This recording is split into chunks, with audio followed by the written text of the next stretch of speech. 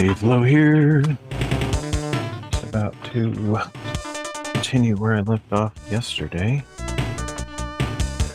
So for anybody that's dropping by the first time, I have been working on this project for about a year now. Although not constantly. I started this project last year in October and just kind of let it sit till just recently. Hey Joe, yeah, I don't honestly I don't really care if people judge my work, because I judge myself in the sense that I know I'm no expert. I'm just a DIY guy that enjoys doing some hobby stuff, so no expert advice taken from my channel. Feel free to offer your own. I made a pretty big mistake yesterday. I'll have to compensate for the foolishness that I made. I was just like, I don't know, I was not with it yesterday. I haven't been with it for pretty much my whole life though, so I'm not sure what was different yesterday, but anyway, yeah, I cut the dimensions wrong. I just wasn't thinking. I did a half lap on these. I think the reason I got confused is because the other doors that I did on the other side are not half lap, and so I was just sort of thinking to do it the same, or my brain was thinking the measurements of the other side, but the method of this side, so I just... Plus I also forgot that I have a couple extra boards. I was thinking I was out and would have to go get some today, and I actually have 2 left, which I just completely forgot because my brain is only half on. Oh, but yeah, I'm not a tradesman at all. I'm just a jack of some trades, but expert of zero. Okay, so let's see. I have some pretty low quality tools and stuff too, so that makes some of this a little bit more challenging.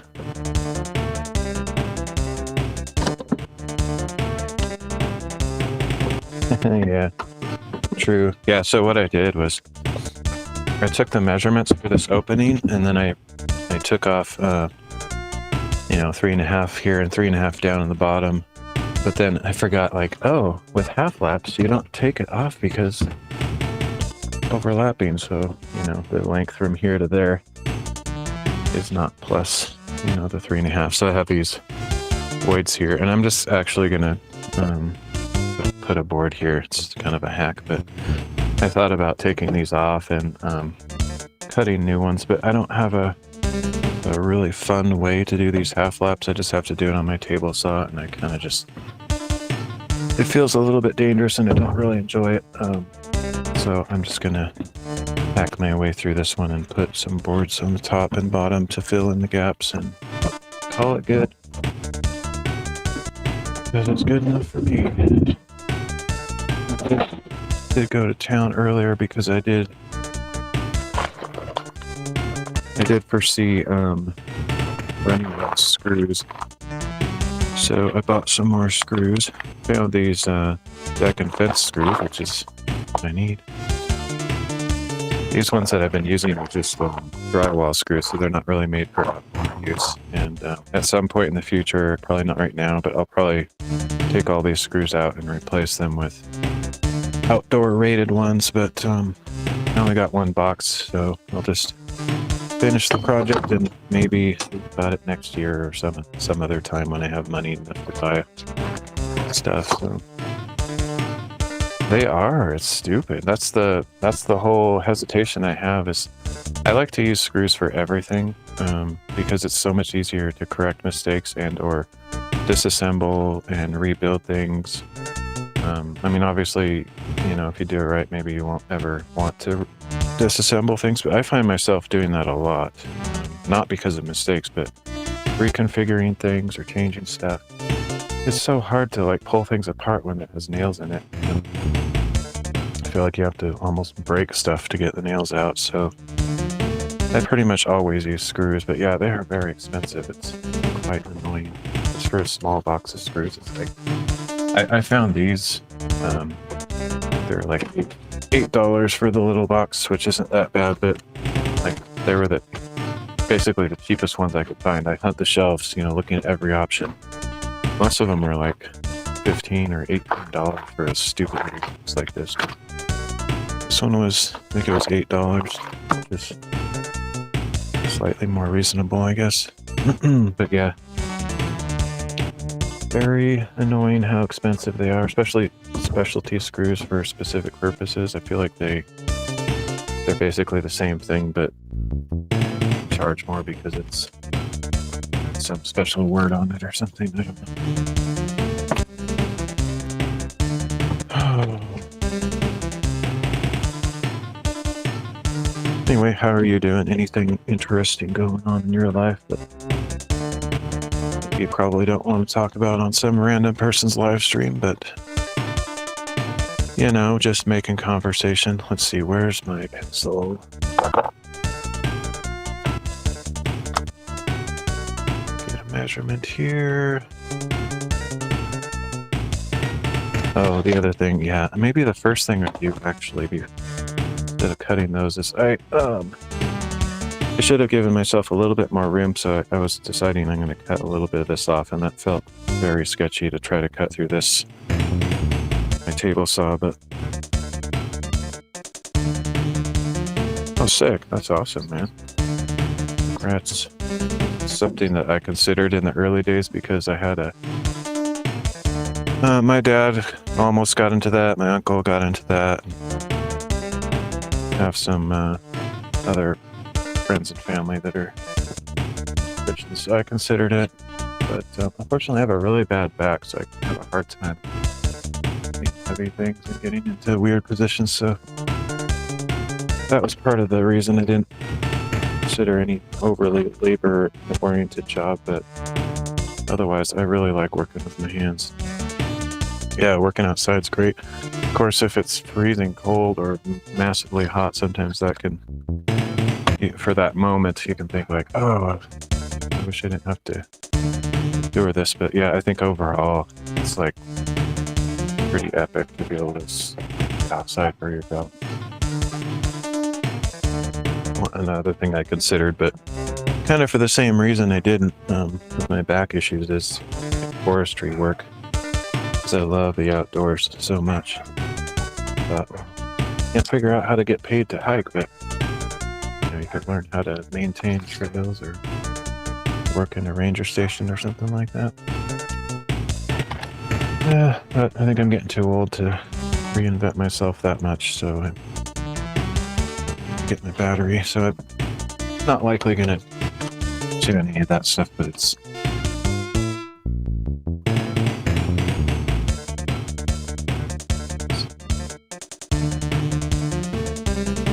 I've thought about it, I guess. I mean, I've seen like job posting. Actually, I've applied to so many different kinds of jobs just because it seems to be that jobs are hard to find. I think I've applied for those kind of jobs in the past, but like just most anything else, if you can't prove your experience via a resume, they won't even talk to you to get, an interview or whatever. So, I suppose I could start my own thing or whatever, but I don't feel like I'm that. Like I said, I'm a DIYer, but I don't really feel like I'm that good. Cabinet makers, like, they have to make their stuff look perfect. It's like everything has to be perfect. I'm more of a rough kind of guy. Of course, I could learn, obviously, how to do it more refined, but if you look too closely at any of my work, it's pretty rough stuff for the most part, because I'm more of a utilitarian kind of guy. Let's see. There they are.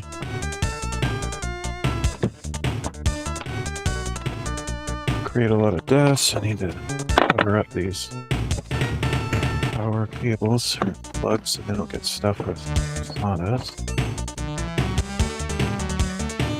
I made that mistake yesterday.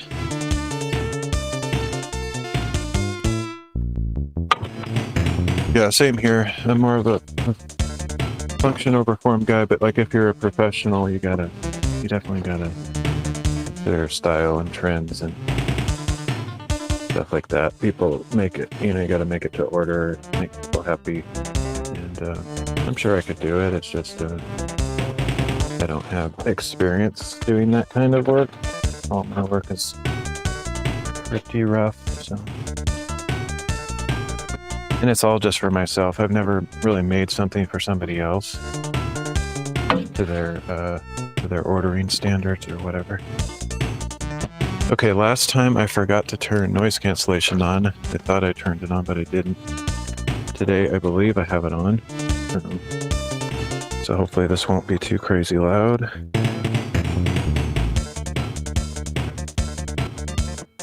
Oh, and by the way, I don't remember if I mentioned this, but this stopped when I was trying to cut through this whole thick thing, and I wasn't sure what it was. I was hoping it didn't burn out the motor or something. I figured it was just a fuse or something. It was actually my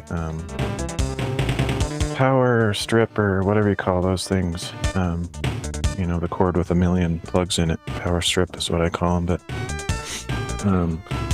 that thing, the little switch on it just flipped off, so that's all it was. Nice. All right. See, I'm plugged in, turned on, and everything, I believe. Oh, I just have to get the blade up high enough to do the cut. That might be a good idea.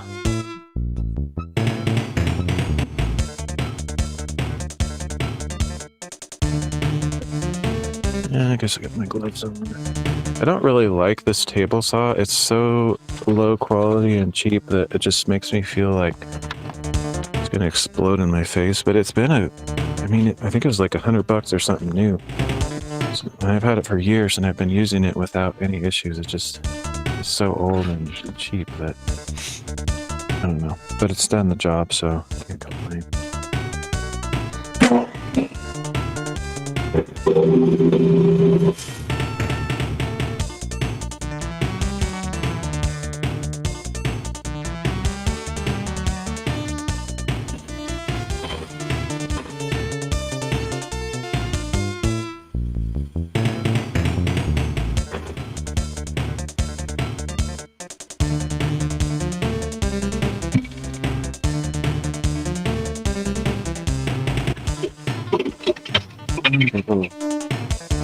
Yesterday, where this little random box that I can use for a table extender, so I think I'll keep.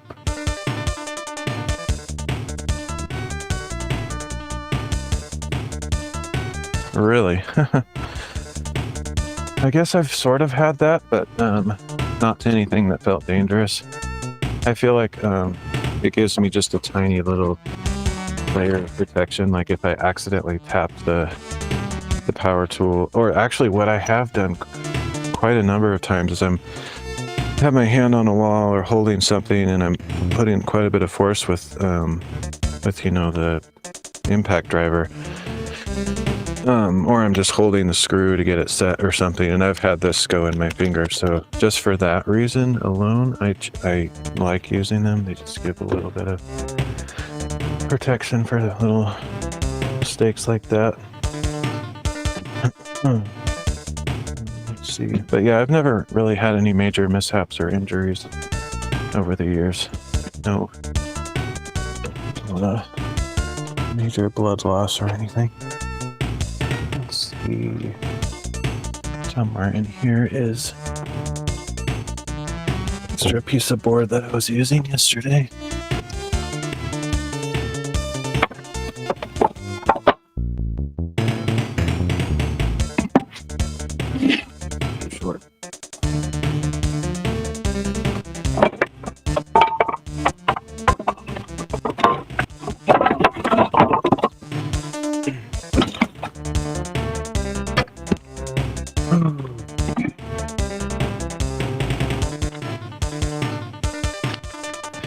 Here's my hack table extension. This is the kind of stuff I do all the time. Let's see, is that the right side?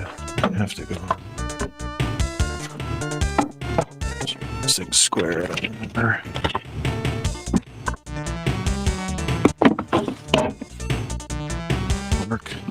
perfectly flat, but just big heavy objects kind of hard to hold them upright. Got some kind of support.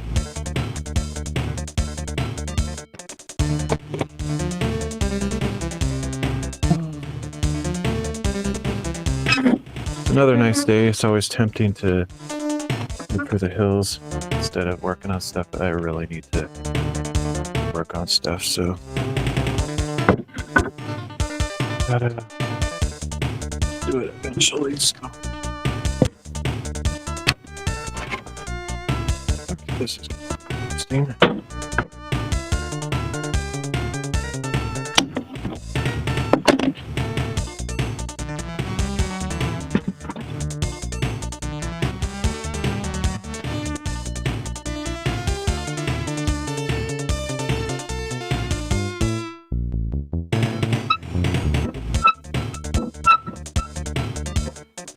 Probably about time for me to buy a new saw blade for this thing. I think I've changed it once, but I've used it a lot.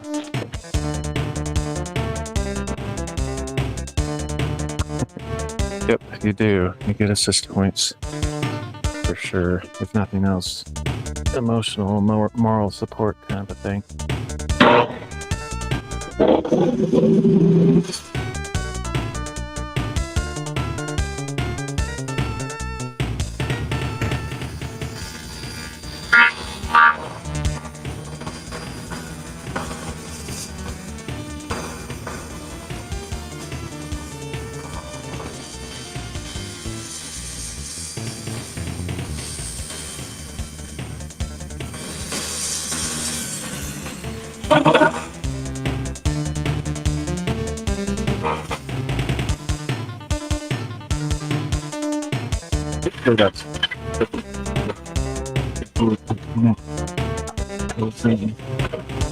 I was trying to avoid having like a massive gap on this thing and have kind of a snug fit, but if it's too tight, it just won't open and close smoothly, so like air on the side of cutting it off. Yeah, the thing I hate about the sound cancellation is that it kind of clips my voice as well a little bit, so it makes it sound a little bit garbled. But I don't know. I'd rather have that effect than damage somebody's ears that are dropping by. I think that will work. I need to do the same thing on this one. Might give myself just a tiny bit more. Just a little bit more.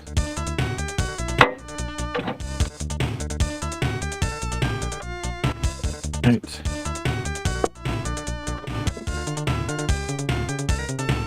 Oh. So you guys got any snow up there yet? It's been really cold here, but usually it's cold at night, and for some reason it seems to have less precipitation at night, so we haven't, as far as I know, we haven't gotten any snow here, but we've out in the mountains where I hike, there's definitely some snow already.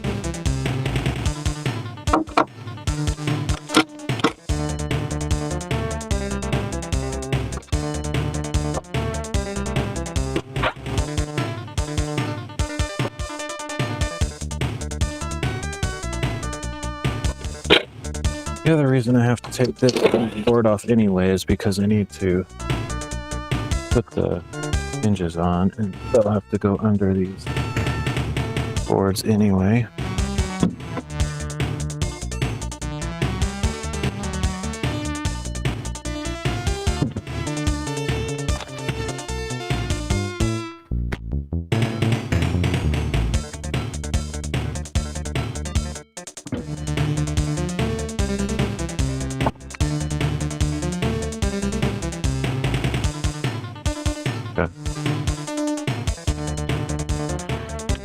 Yeah. The same. Oh, it's not the same here because we get like pretty extreme winters. But yeah, until the end of October, it should be pretty tame. And it'll just kind of hit all at once, and I never really remember when it hits. It's kind of a surprise every time. It's like, whoa, here it is. But yeah, once it starts here, it feels like it never stops. But I'm used to it. I actually kind of enjoy the snow, but the only thing that I don't like about it is not getting outdoors as much. And if I set my mind to it, I can get out quite a bit and just do snowshoeing and stuff, but usually I'm just like so freezing cold that I don't feel like braving the storms or going out when it's that freezing.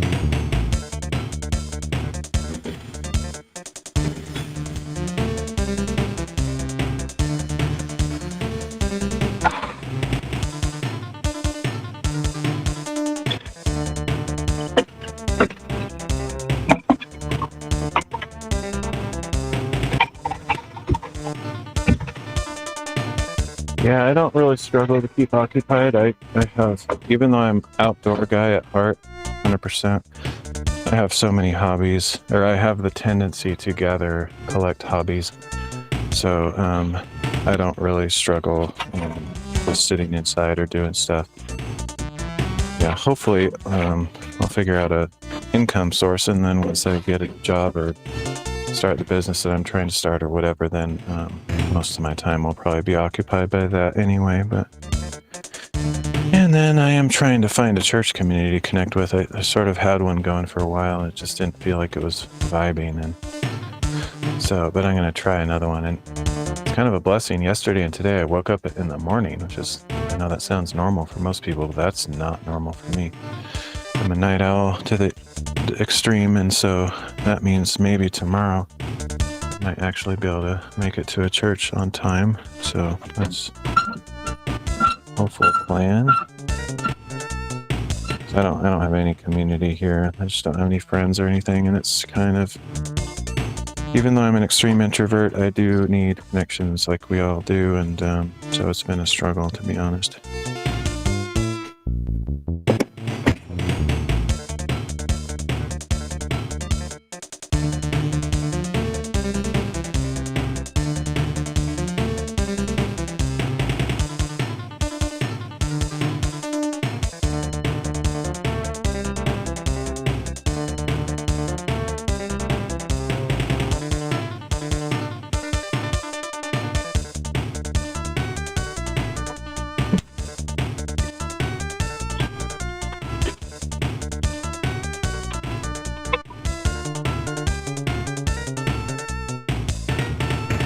I have to put the plant back on and find that notification.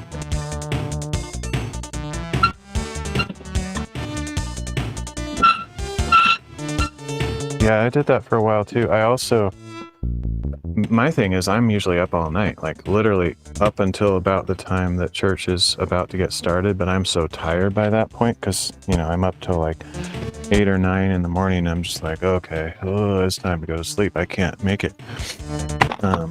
So my like limit is right about when church starts, and I want to go and not be a zombie, you know. I want to try to connect with people and worship and hear what they're saying in the sermon. I don't want to be like this grumpy zombie guy.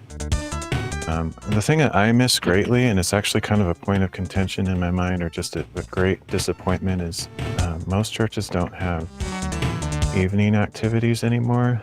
Like back when I was a kid, every church had evening service, and most of them had Wednesday night services. And these days, they don't. Like, there's hardly any churches that do that.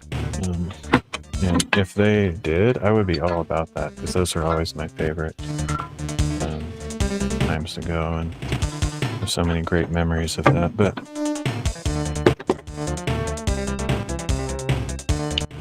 yeah, I mean, like when you get to like, I don't know how old you are, probably similar to me, but once you get to a certain age, they just don't have anything because they kind of assume most older people are married and have kids, and so they focus on family events and functions. Because the single groups are always for like, yeah, I mean, there's men's groups, and I have nothing against that. Maybe I'll find a men's group to get connected with, but I don't fit in with most guys because most guys are like hunters and fishers and have kids, and I'm just like this weirdo anomaly of a single guy. So I don't know, I don't feel like I fit in that well, but I try to connect if I can.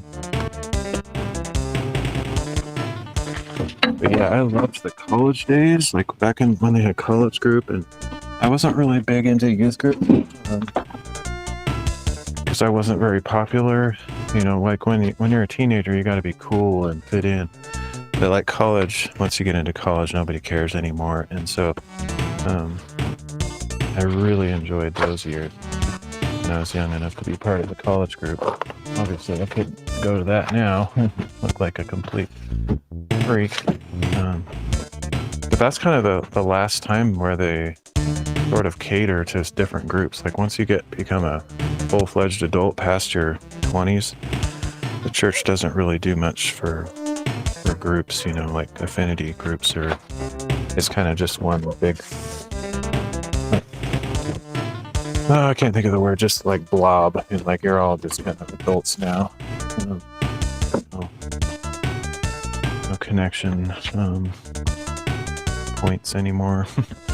And I think for most people that works because most people have families and most of their time is demanded by that.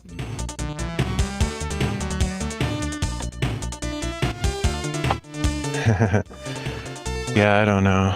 I'm not sure if that's the case or not. I've been part of like accountability groups and stuff, and I kind of like that. And it's not necessarily all about, you know, don't do this or whatever. It's more just like having. The last thing I had was, we called it triads. Sounds like some Chinese gang member thing or something, but it was just 3 guys.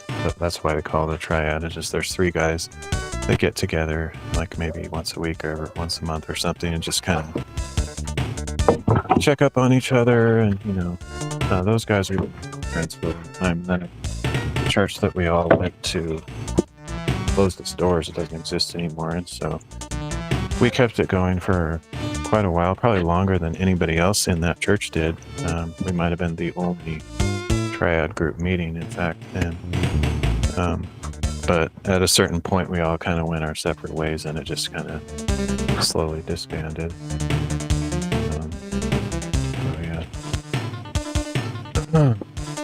I tend to connect better with younger people, not like massively younger necessarily, but just I'm kind of a goofball, not very grown up in my heart and my soul, and just kind of a big kid.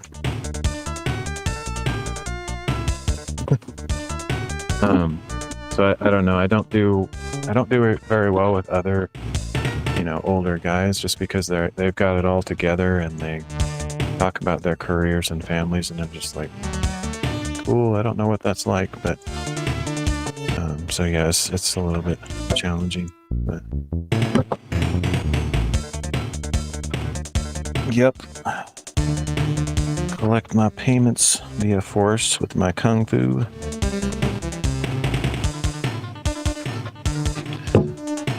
Yeah,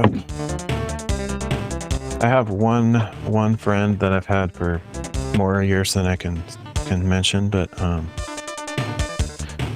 yeah, he's kind of my only single guy friend, and that would be weird, man. I wouldn't even want to go because I feel like people would be looking at me thinking like, what's this old guy here doing? just, the whole cultural norm has changed so much. Like, it used to be people kind of gave you the benefit of the doubt, like everyone's like has a good soul and good nature. But nowadays, I feel like if you're in the wrong place at the wrong time or look at somebody the wrong way, they think you're like some kind of pervert or something. And so I wouldn't touch a young people's anything with a 10-yard stick just for that reason alone. I just feel like, first of all, I wouldn't really fit in that well, and people would wonder why I'm there. But that whole people assume that you have weird intention thing is just, I don't want to mess with that at all. So, yeah, even though I feel like I can connect with people like that fairly well, I wouldn't go anywhere near that stuff. Don't need any extra room. Alright, so let's see. But I do miss that. Like, the only reason I would want to go to something like a college group or something like that is because there's nowhere else to go, and I like seeing a bunch of people together having fun, and I just want to be part of it. But since I'm too old, apparently, I can't really take part in something like that, unfortunately. Like, the only old people that get to go to a group like that are the leaders, and I don't really see myself as a very mature enough to be a leader type. So yeah, it's just part of getting old. There's just there's not as many cultural connection points as there were when you were younger.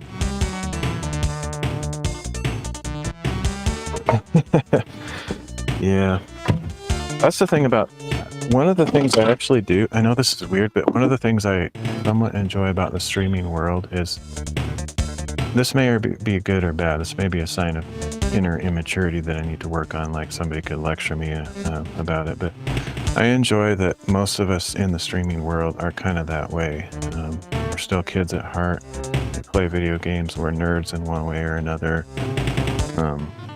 I don't really play games that much, but I still have that kind of mentality of just can't figure out how to be an adult. And I think there's a lot of people that struggle with that same mindset or don't fit in anywhere else. And so that's one of the things that I've kind of felt connected with others. So yeah, plus there's a lot of introverts in the streaming world, and even people with like maybe even some mental struggles of some sort, depression or anxiety and other similar things. And so I feel like we all have at least some variety of commonality, even if we have totally different value systems and ideas. Some.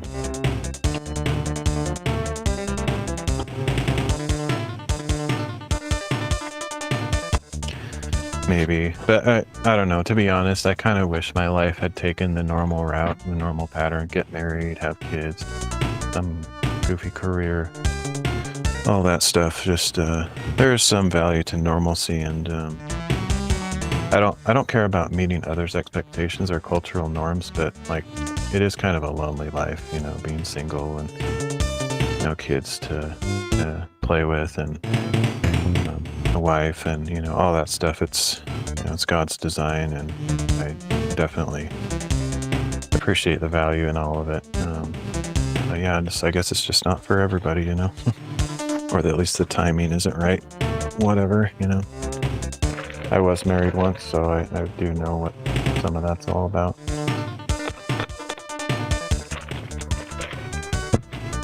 But that didn't work out. All right, so I was just thinking about something I needed to do, and I forgot what it was. I can't talk and do stuff at the same time. I've definitely come to realize that. What was I gonna do? I don't have a clue. Must not have been too important. Oh, yeah, that's kind of obvious actually. I need to plug my table saw in, but I don't have a cord. Oh, hey, no, man. I wish I would get derailed every single time I stream, because it's kind of a depressing, lonely thing to do if there's never anybody here. So if even somebody just drops by to say hi, that kind of makes my day. And if somebody puts the effort in to try to keep a conversation going with this awkward old fool, then that's like 100 points for you or anybody. So no, it's much appreciated. I don't really care about. I don't put on a show, so you're not derailing anything. Just working on stuff and enjoy the connections.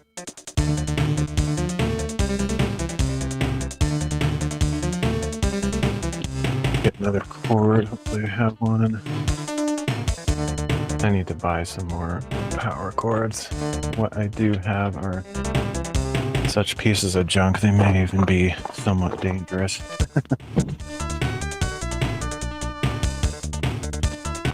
I actually threw out one of my extension cables because it was getting so twisted and torn up that it felt like it was a liability.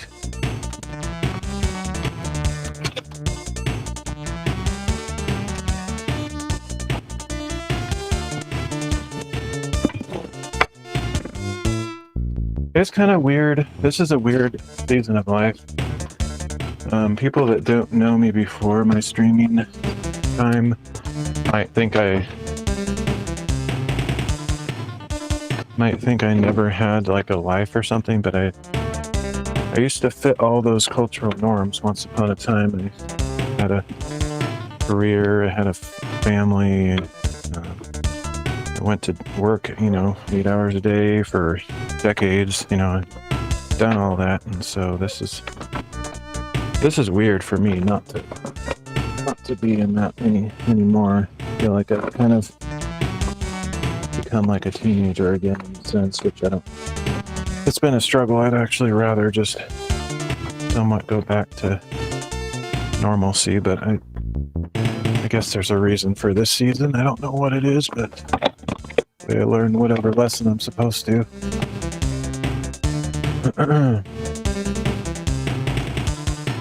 Yeah, I don't watch movies much anymore. I keep watching the same ones because I don't really like the movies that are out these days. I think the only movie I would consider watching at all that's come out in the last 10 years is Superman. I thought that looked kind of fun to watch, but I never went and saw it. It's not in the theaters anymore, and I suppose I could eventually watch it somehow, but I don't.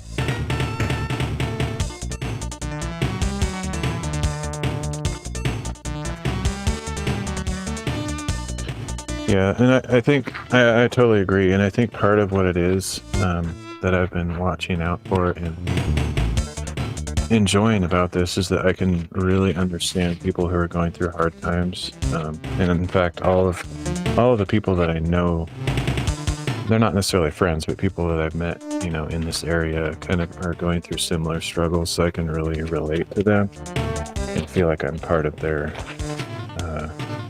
Maybe support system, but just they're part of mine. We just kind of band together.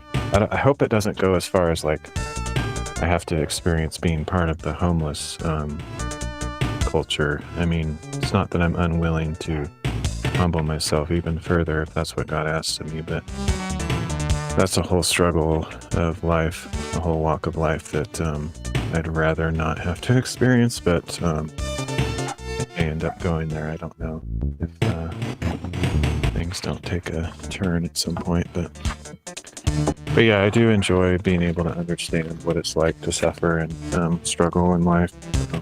That sounds weird, but it's humbling, and I appreciate anything that points me in the path of humility, because it's one of my attributes that I would like to most have as part of my life. So okay, so plugged in, right? I think so.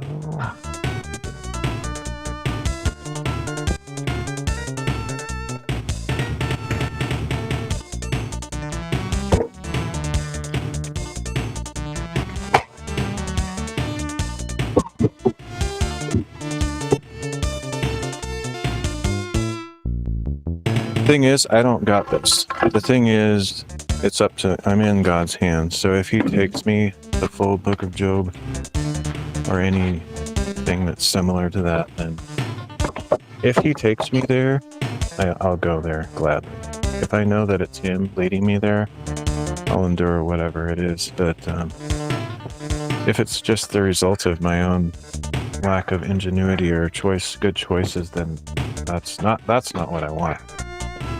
If God's like, well, I don't want you to go there either, but you got to work to get out of this, and I can't gather the gusto to do it, then that won't be very nice. But if he leads me there and he says, no matter how hard you try to succeed, this is your path, then yeah, I'm all about it. Let's go there. Okay with it. Okay, so 30 and quarter and a 16th. 5/16, 30 and 5/16.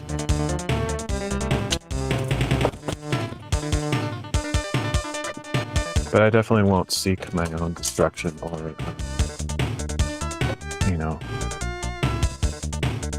struggle. I'm not going to purposely make my own life hard. It'll just be if that's the path he has for me, I'll gladly accept it. But well, I don't know if I should say gladly, because it's not what I want.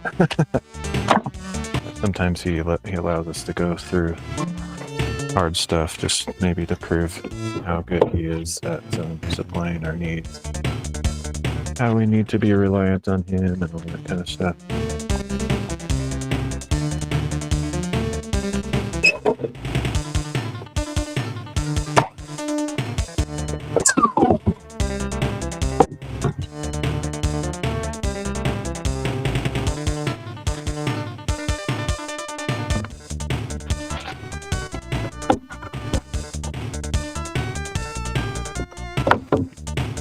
The only downside to adding these extra boards is that it's also going to make this door heavier, which is not necessarily ideal. It's not going to be a huge difference, but lighter is better in this case. Just not put stress on the hinges and sag over time. It'll be okay. I have some. Actually, I'm just going to use the same kind of hinges you use for full-size doors, so they can withstand quite a bit of pressure. All right, next.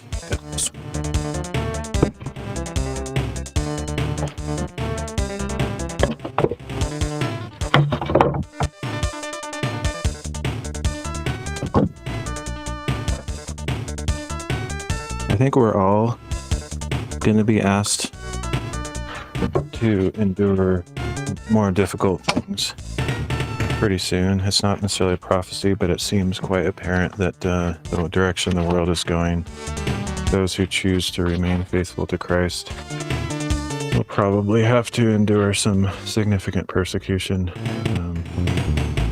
So in a sense, I would like to be ready for that if that comes my way, and I think all of us at least need to be prepared in case it does happen, if it hasn't happened to some of us already. I mean, Christ promises that in the Gospels, that we will have to face that kind of stuff. So.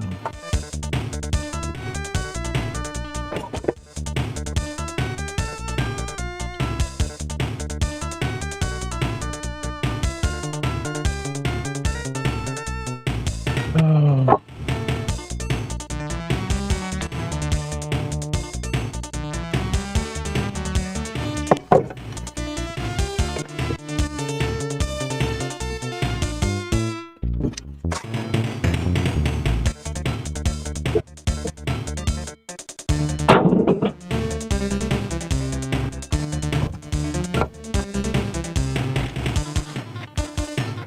And I got one more board somewhere. Where'd I put it?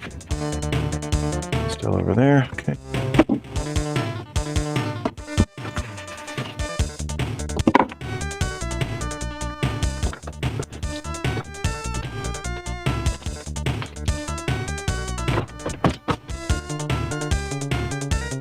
These boards were among the pack that had some mold on them, and even these are the cleanest ones I could find, but I think they still have a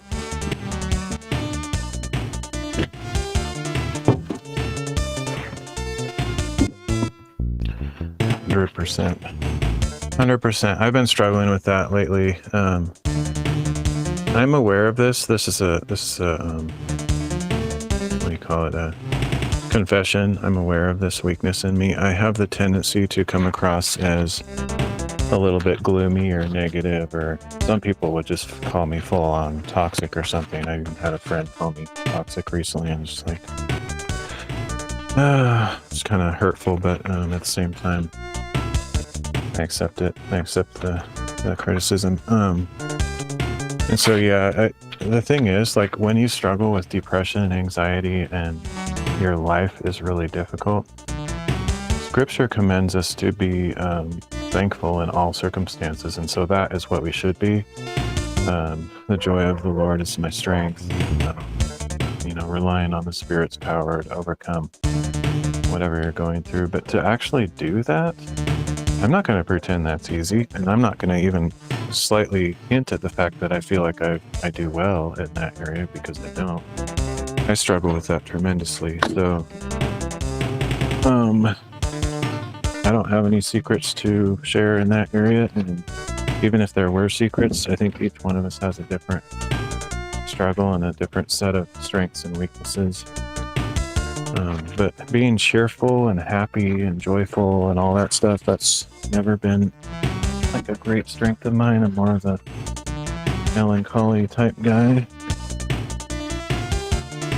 And, I think most people enjoy that, and so that's part of probably the reason they don't enjoy watching my streams and don't enjoy talking with me in person. Not like purposely like negative, but I'm not very good at putting on like a fake persona of happiness when I'm actually not happy. I just kind of let it all hang out. Okay, but I know it's something I need to work on. It's been a struggle, a lifelong struggle, I suppose.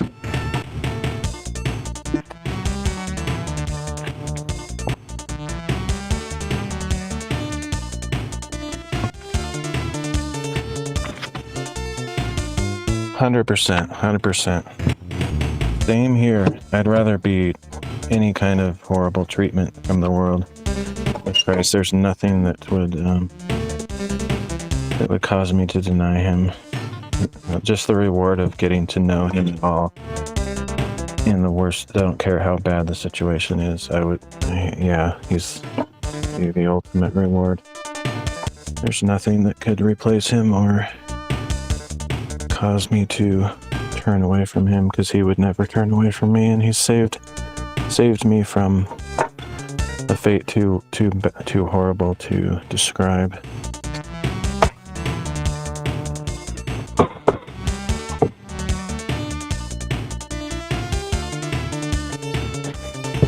All right, all the boards are cut.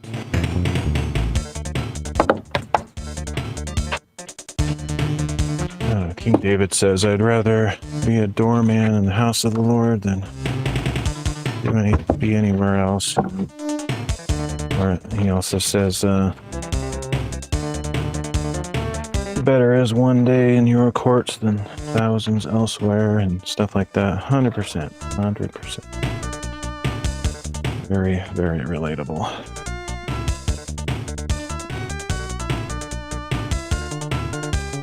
Okay, so now,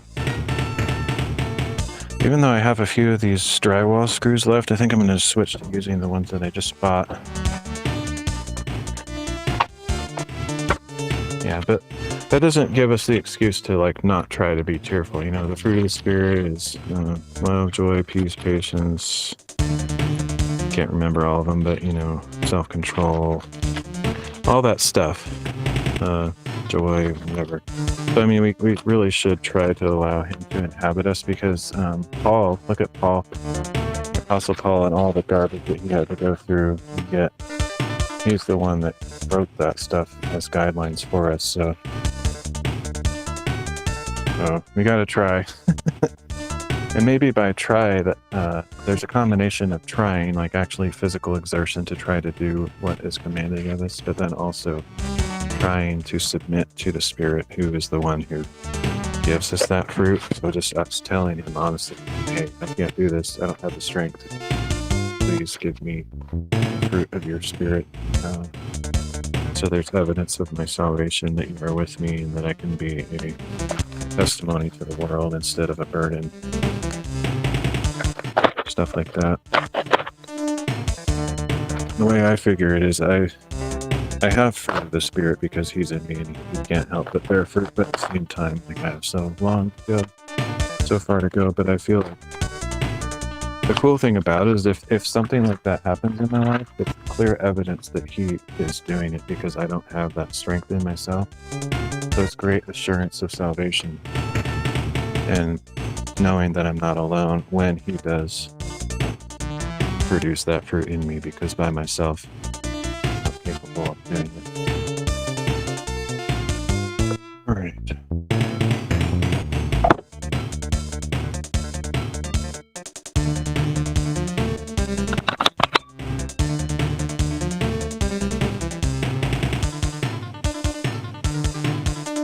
Pre-drill these so I don't split the wood.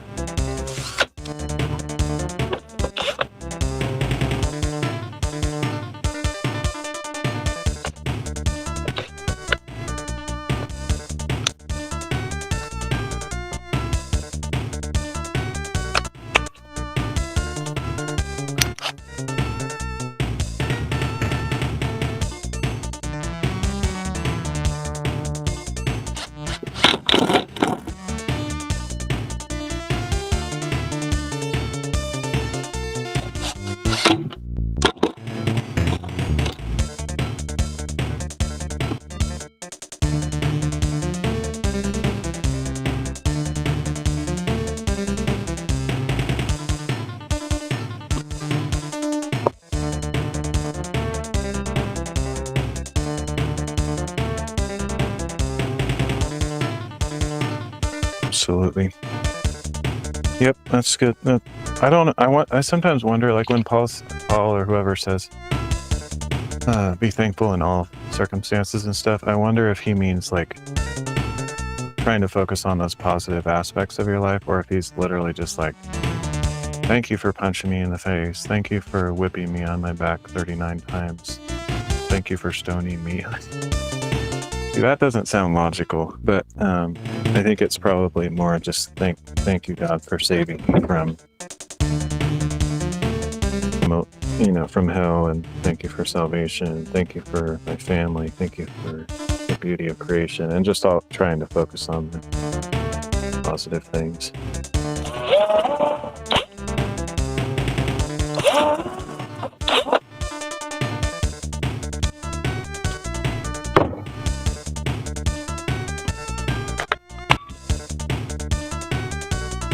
I'm definitely a very happy, cheerful, fully alive person when I'm out hiking, that's for sure. That's why I just wish I could somehow do that as a career, or just like hike all the time, some magical setup.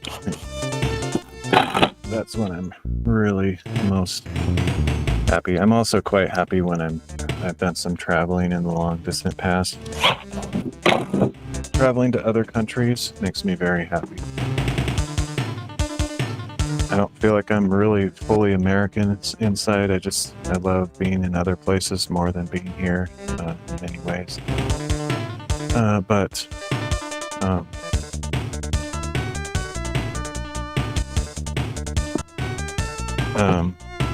earlier in my life, I wanted to be a full-time missionary and live overseas, and I never figured out how to make that work because I wasn't really qualified to do that. And I couldn't figure out how to like make a living overseas. About the only way I know how is to teach English, and I don't have the gifting of that skill set or gifting to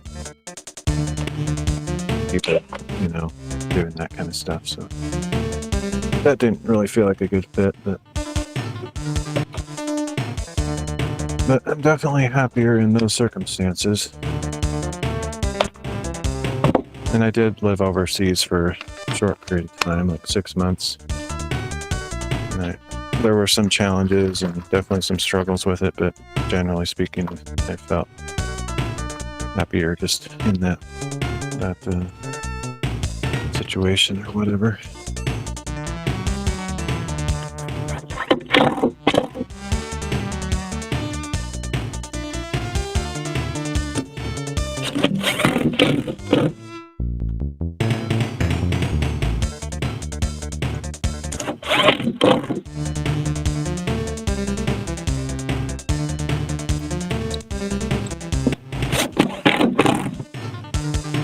But I'm definitely blessed to live here and grow up the way that I did.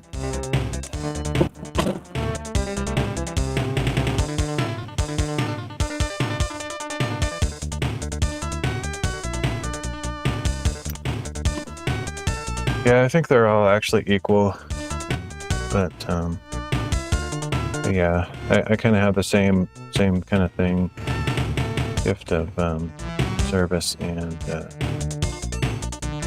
some other things, but I've done a lot of that kind of stuff in the past. I haven't had a lot of opportunity to use it. I've gotten to know people and just said, you know, if there's anything you need, let me know, but nobody's really taken me up on it, so I haven't really been able to put that into practice lately. And just the grumpiness of the difficulties of life has kind of been distracting me too, so I don't feel quite as capable.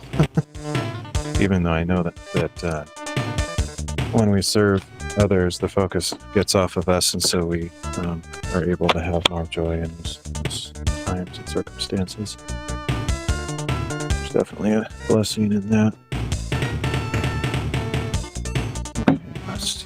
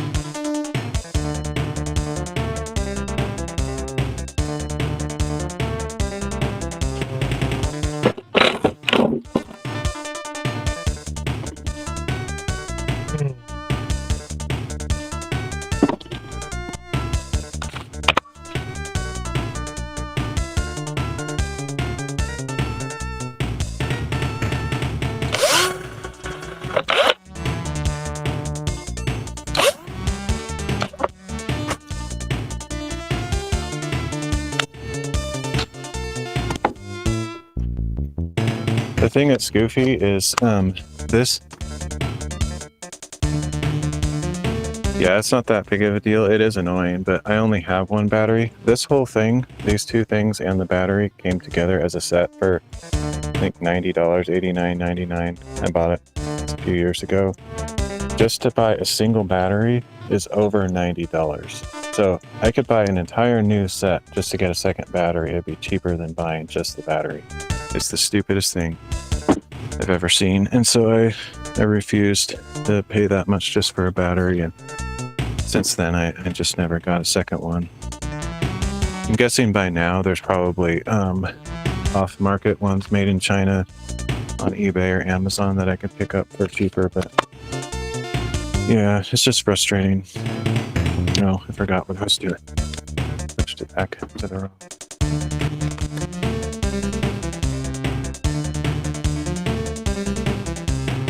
I'm all about cheap tools though, because I'm not in a situation where I have any money or excess money, so pretty much everything you see me using is about as cheap as you can get. I'm not ashamed to admit I shop at Harbor Freight at times. It's a pretty cool store.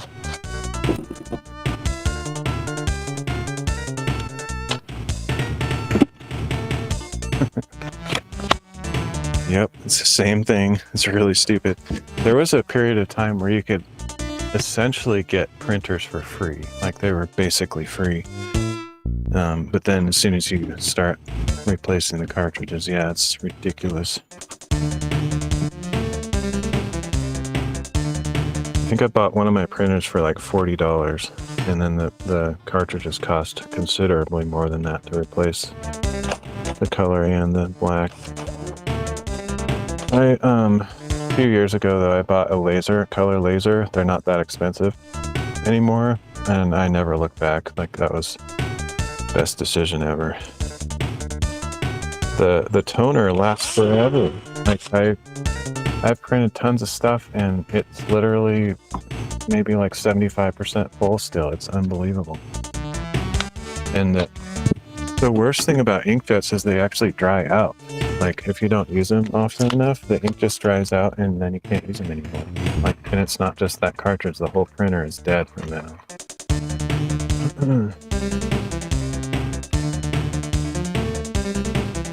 I did not, because I had to go cheap. So no, if I want to do double-sided, I have to feed it back in upside down or whatever, which is kind of unfortunate, but I'm still happy with it. It was still a good decision.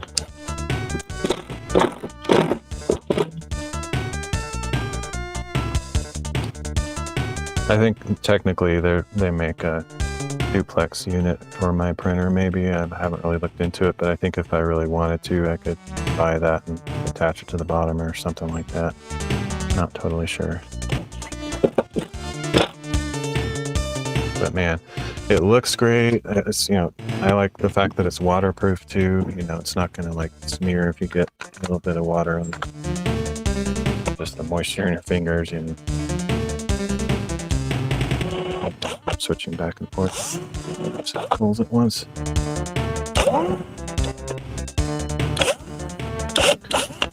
Okay.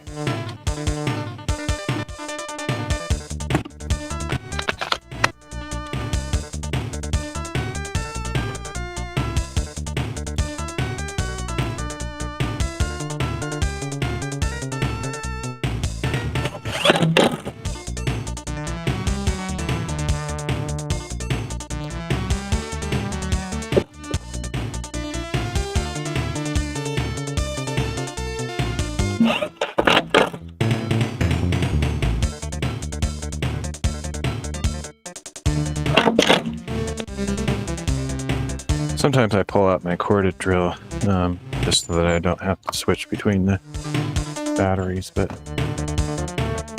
I like the convenience of corded. It's kind of, I mean, of cordless. Like, once you go cordless, it's kind of hard to go back. Just having to wrangle that cord all over the place.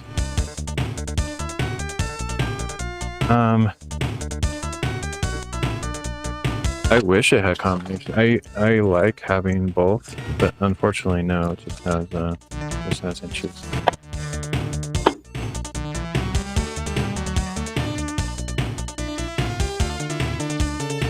Yeah, I kind of like metric better for the most part, because I have a hard time with the fractions, like of the 32nds and 16ths, and I have to like count the lines half the time because I can't remember how many there are. So I definitely like metric, but pretty much everything here is imperial or whatever you call it. So yeah, I would have absolutely no problem adapting. If like the whole country went metric, it wouldn't bother me at all. I would be quite happy about it. Like all of my bookbinding stuff, like all the rulers that I buy for bookbinding, I make sure they have centimeters and millimeters because I prefer to do the math when I'm cutting things and dividing sections. So much easier to do the math on the millimeters, and yeah, I like it.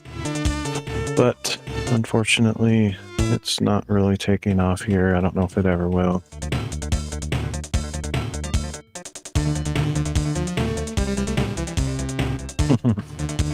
Yeah, I like millimeters. They're like kind of the perfect size.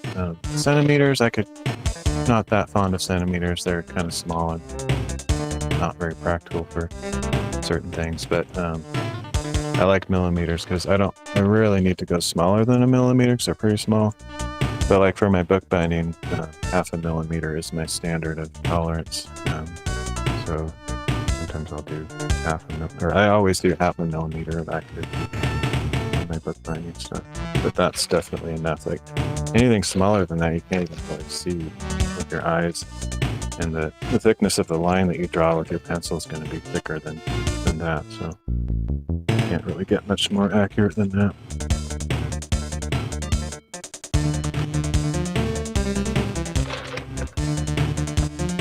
Okay. Okay. Okay, so I'm gonna go grab the hinges and try to get those attached because I want to put those on before I put the cedar plank back on there. So I'll be right back. I need to go get the hinges and my router. Yeah, I never forgot that one. 2.54 centimeters, 1.6 kilometers per mile. But yeah, that's still hard to do that math. Like, helps for a calculator. Doing that in your head is not easy.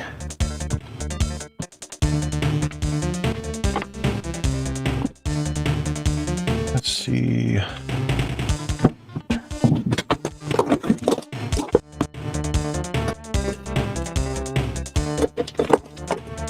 Probably breaking up. You probably can't hear me. I'm out in the shop quite a distance away, but if you can't hear me.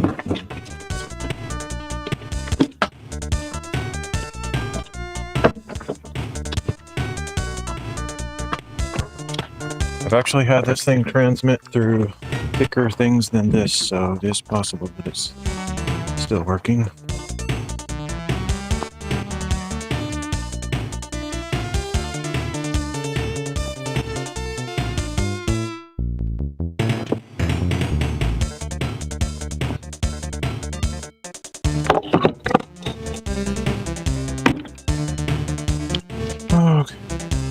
Idea if this battery is charged at all. It's been sitting out in the cold, so it might be completely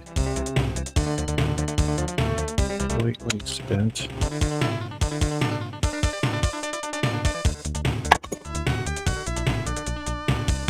Actually, I need the tool to adjust this back.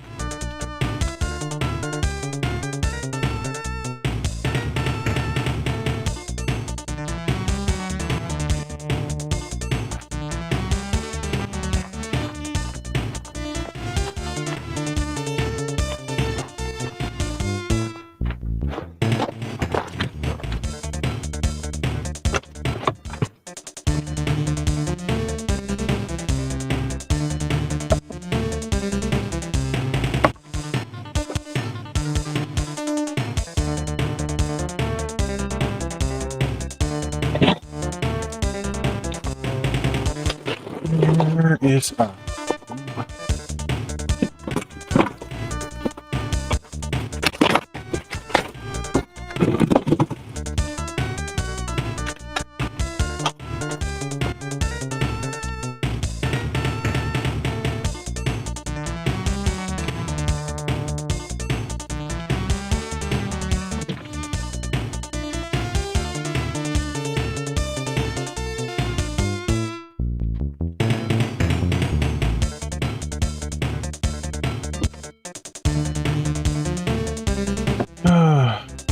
I actually don't even know.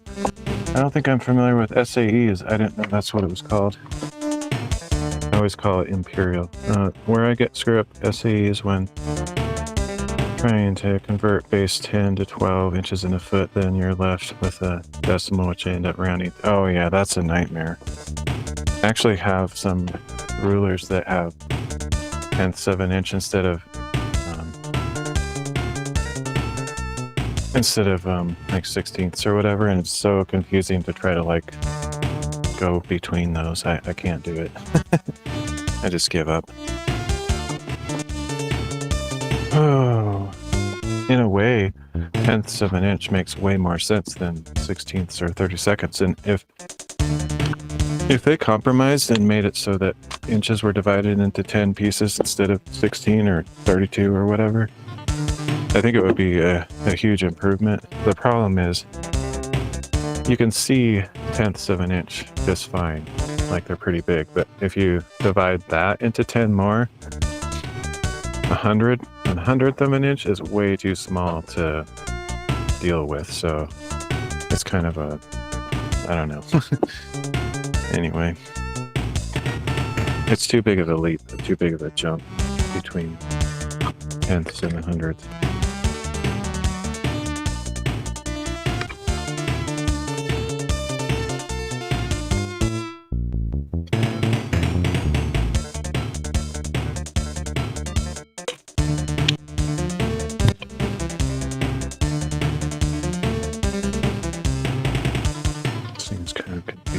dust. I would expect it to.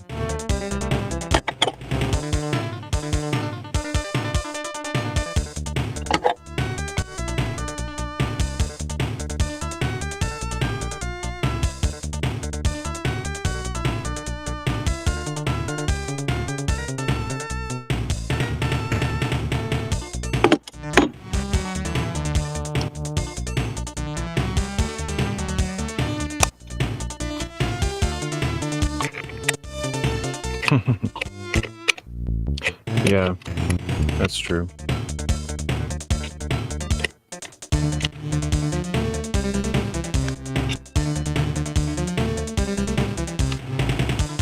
I don't do enough trade work or watching videos to have all those terms in my brain. Even with the bookbinding, like when I first learned bookbinding, I knew all the terms and I could speak like I knew what I was talking about, but it's been so long now that even though I do it pretty often and feel like I know the craft pretty well, I couldn't tell you all the terminology anymore. Alright, so I think whether for good or bad, I'm gonna put the...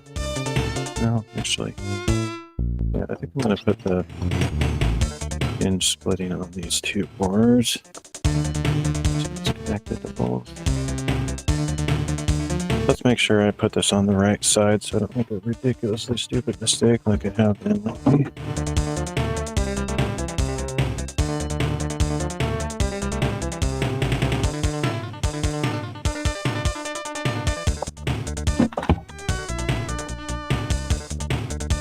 It doesn't seem that complicated.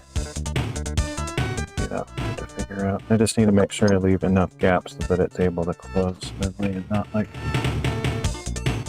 inch on the side.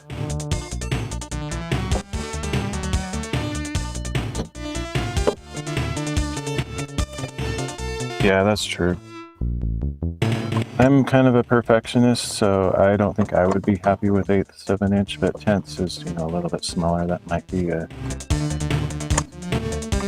halfway decent compromise.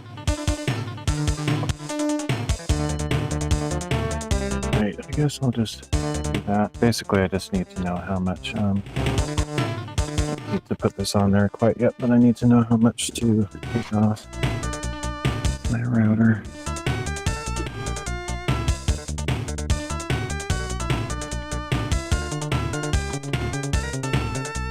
Make sure these hinges are all the same, so they should be different. So I'll try to get the matching pair on here.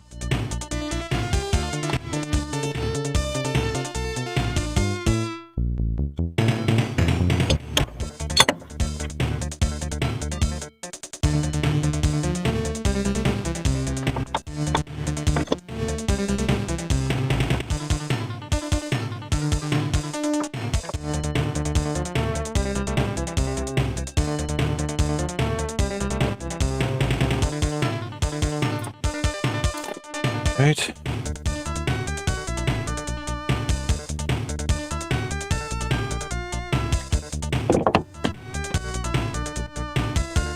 Crapola. I hate that. Thank you very much for telling me. That's so annoying.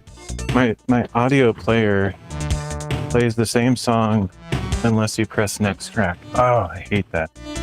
Ah! I need to figure out a way to fix that bug. Oh, it's so annoying. Thank you. Now that I've pressed next track, it goes into shuffle mode, but for some reason when I first start it, it doesn't do that. It's really annoying. Oh, thank you. I did that yesterday too, and I thought, oh, I'm not going to do that again, but I always forget to press next. Oh, well, such is life. Now it should be good.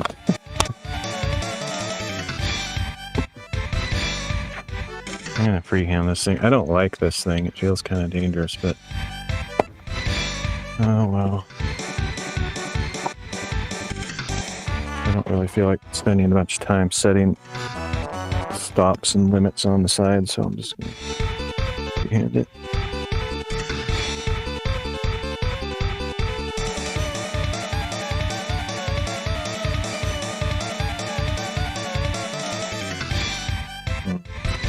I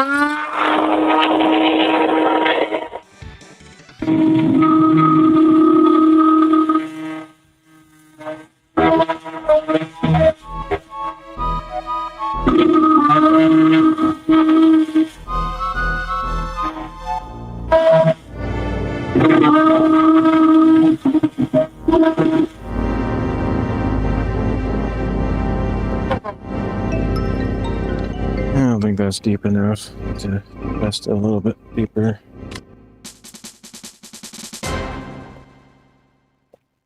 Where'd I put that tool?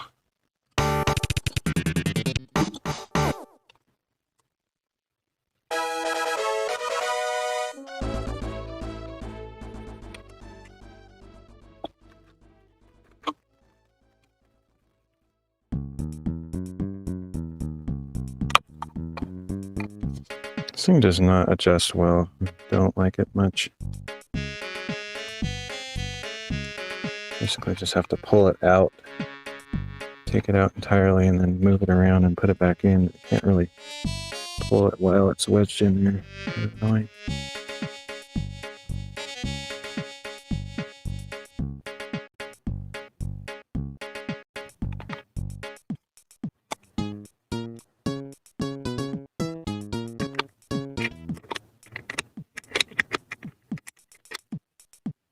I don't think I'm going to finish today. I'm just kind of going slow. I'm not very fast at this stuff. I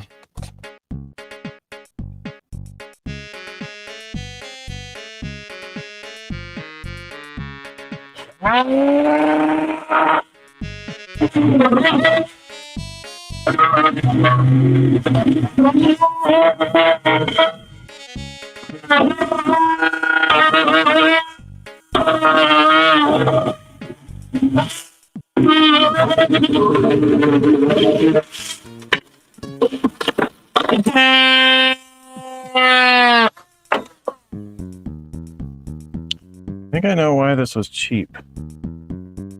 The thing just flies out, like on its own. It's a piece of crap.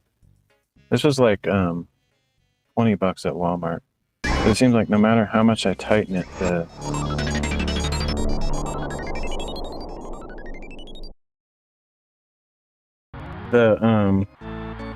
bit just like flies out because of the vibrations. I can't seem to tighten it enough. Very dangerous, really. I don't even know where it went. Yeah, I've noticed that. Like, it sort of cancels it out, but it leaves some weird whining noises and stuff. Oh, where did it go? Let's see which direction. Oh, it went far. Man, I should be wearing my eye protection. It could just like fly out in my face or something. Yeah, this thing's it's a crap.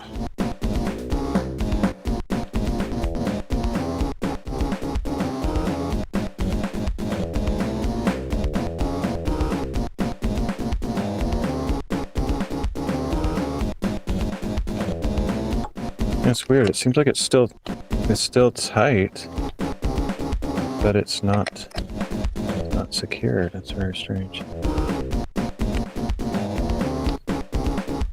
wonder if this is the wrong collar for this particular bit or something. I don't know.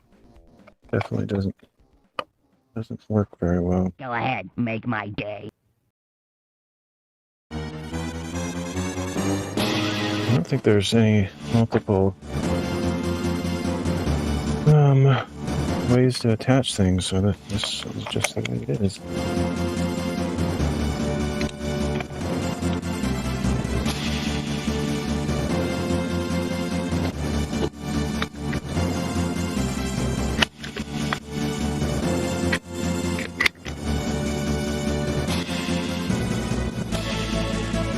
I feel like I'm gonna break this thing if I tighten it too much.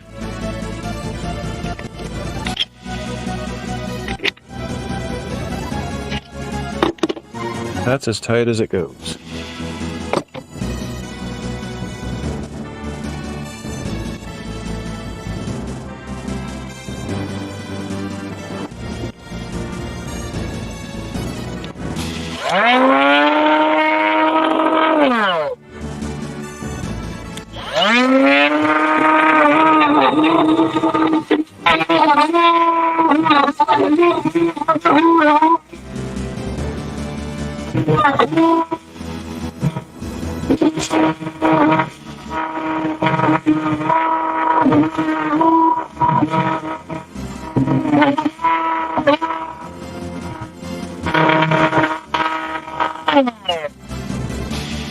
Thanks for dropping by, Joe. See you around.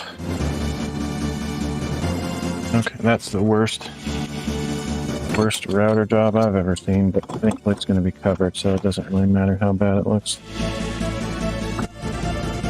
It'll work.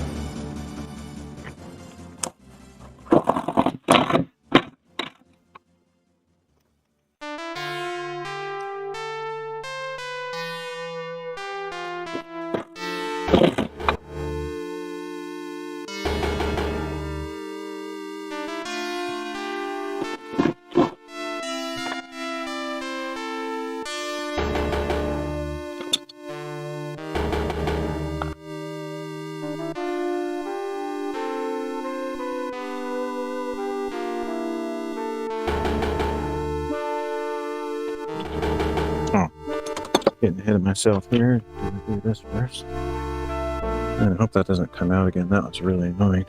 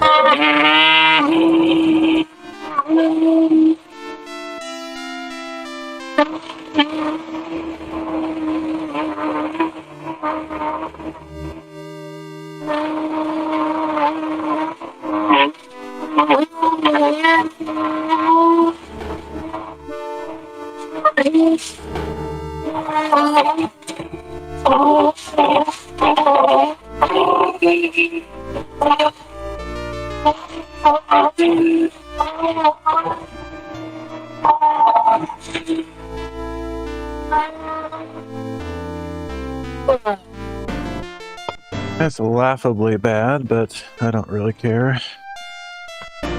Not about looks in this particular circumstance. Do the job, so don't care.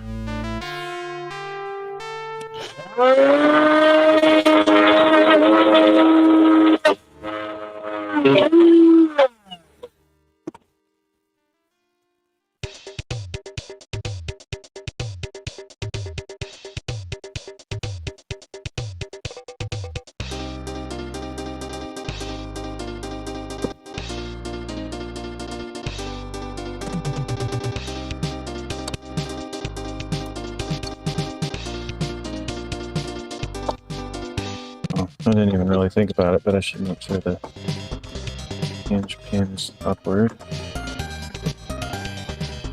Don't fall out. Good old gravity. It would fall out anyway, but as well as just right.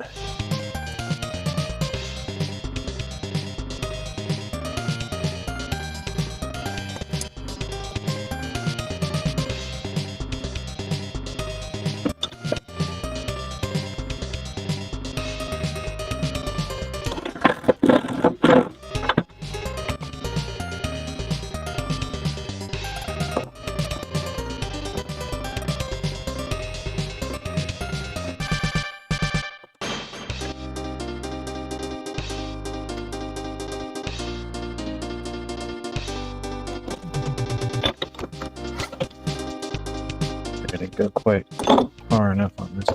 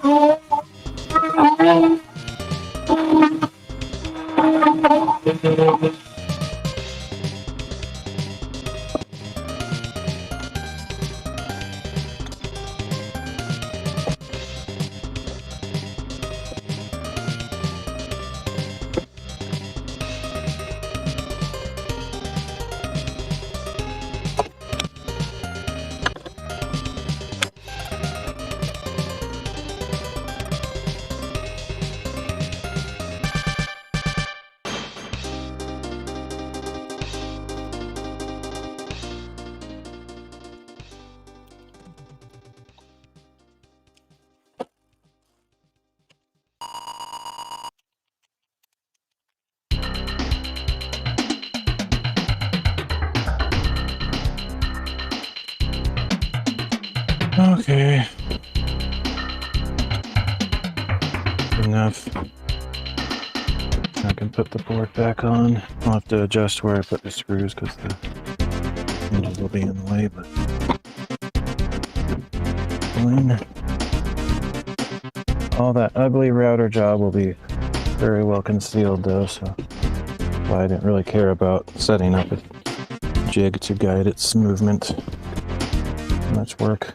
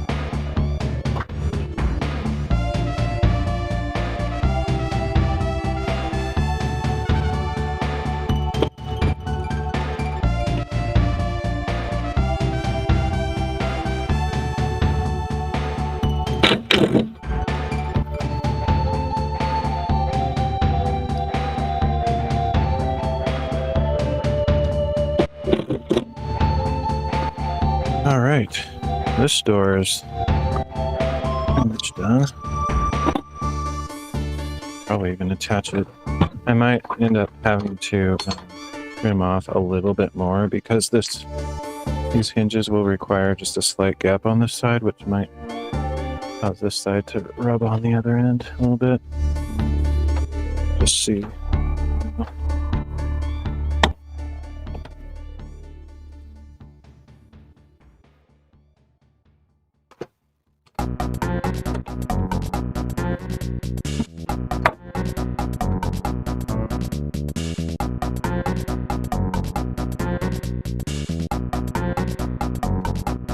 Like there's enough clearance, I think.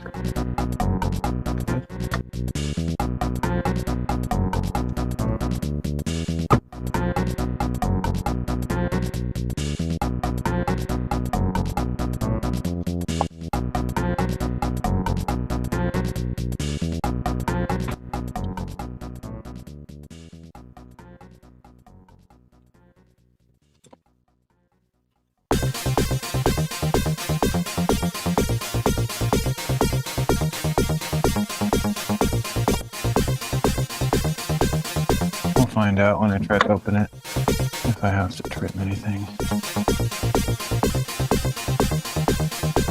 It's kind of hard to tell right now without having it in position. Be nice to have something to shove under here that's the right height or something to hold it up. But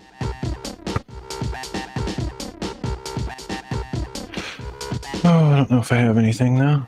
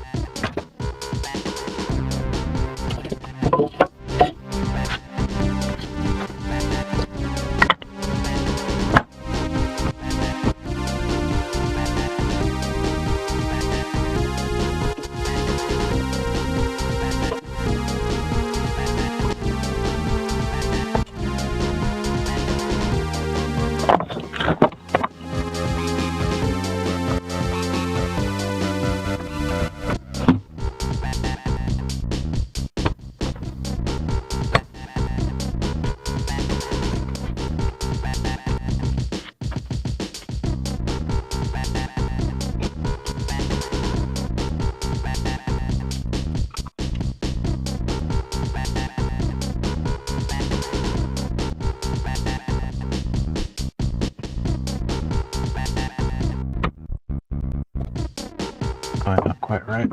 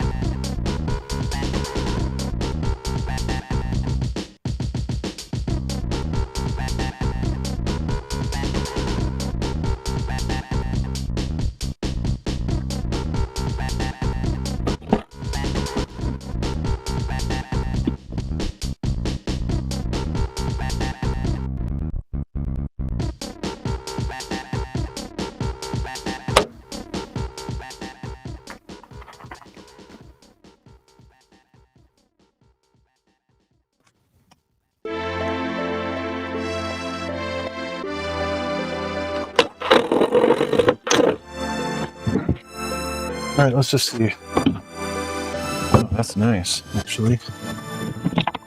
Surprisingly, that's awesome. Perfect. Who knows how, like, it will stand the test of time. Bag and rub on the side there, but for right now, it's pretty great.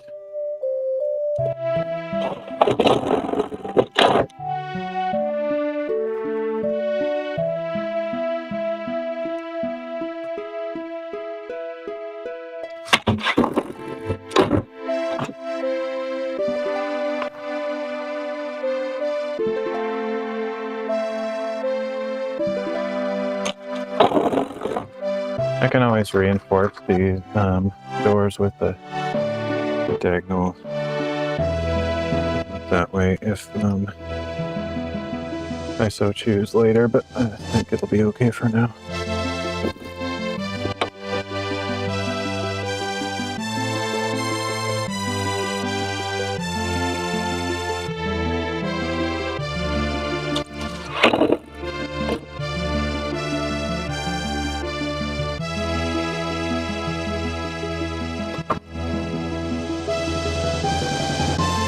Nice. Pretty nice.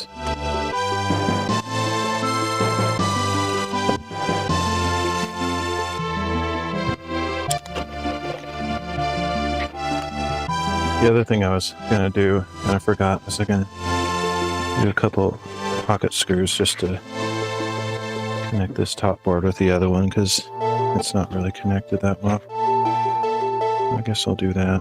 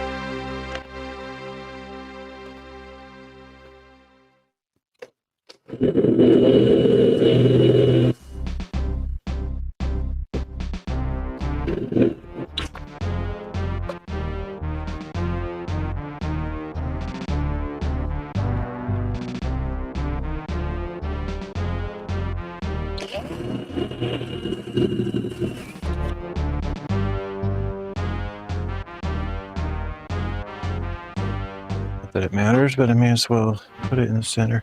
Actually, I think I'll just do 4 of them. Let me see what we got here.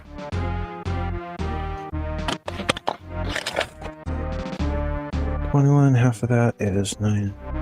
No, 9.5. Let's see, so 21, 7 inches.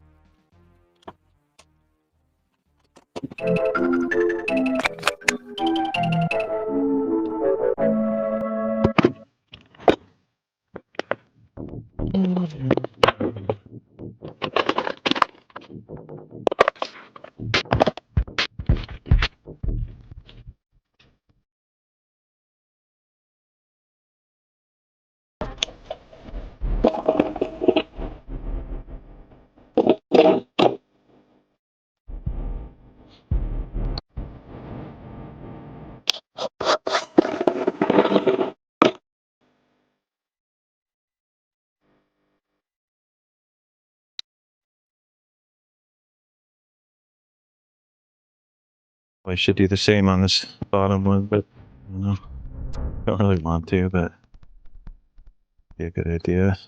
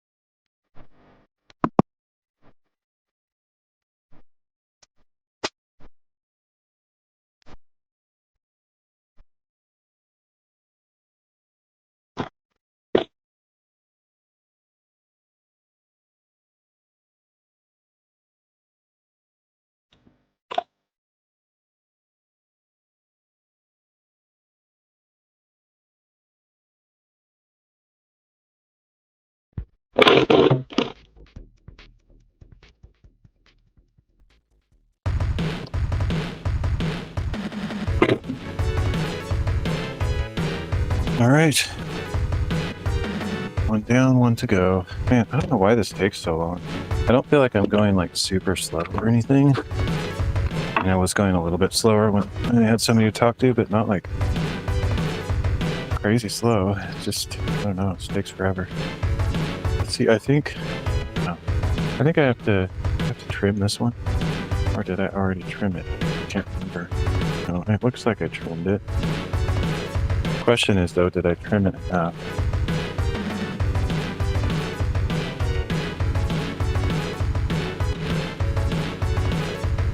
I know Joe is long gone, but thank you for the...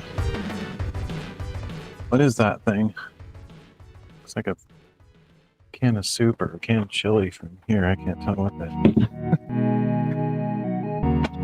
is. Yes.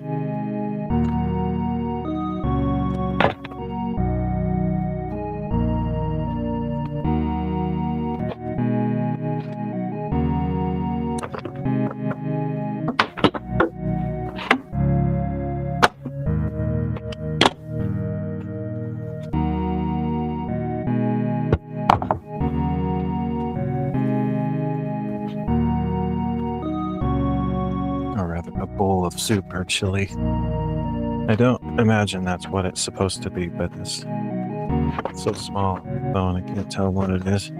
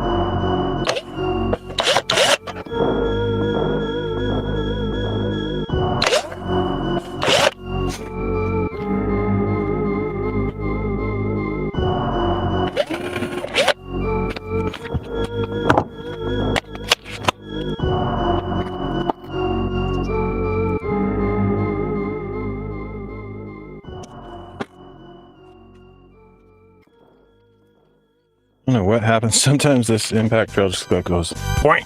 It's like instant screw insertion. It's like no time. I think if you did a 30 frame or even 60 frame per second video, it's like one frame all the way up, about to push the button. Next frame, it's all the way in. I don't know why. Maybe I think it's sort of speed, velocity sensitive trigger. So if I maybe if I push it really suddenly, it goes faster. I don't know. Usually I kind of just tap it like that because of the fact that it's so speedy.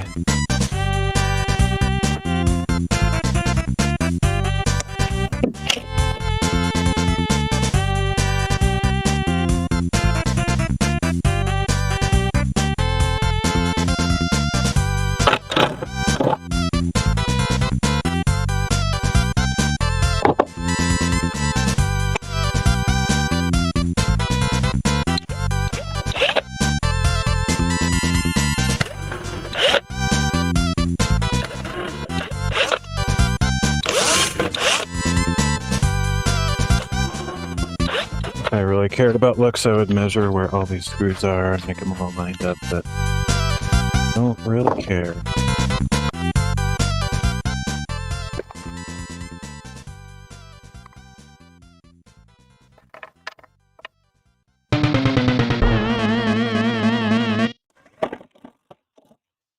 Got country charm, handmade aesthetic.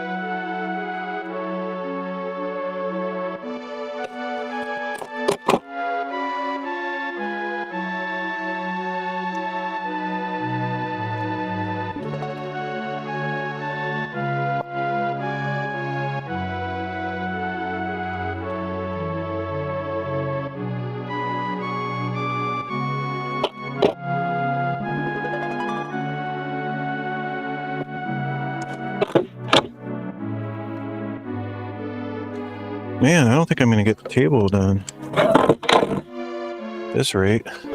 Thought I might have time to reinforce the top, but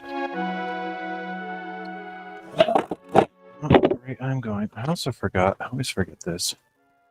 I don't even know if I can do this.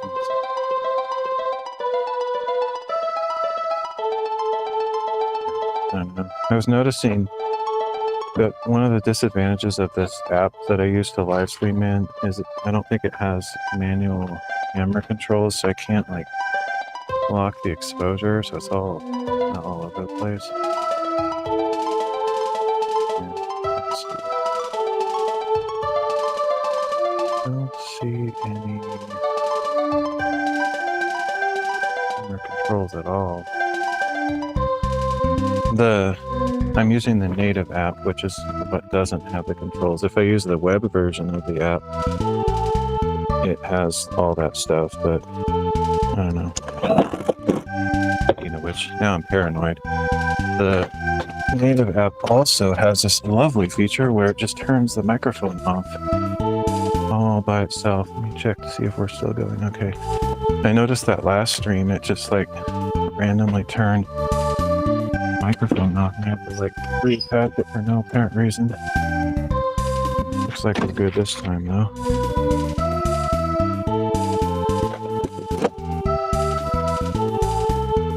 Okay, pocket screws.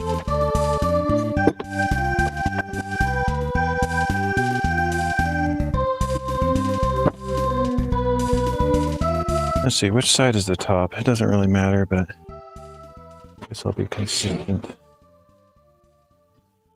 That would be the top up here.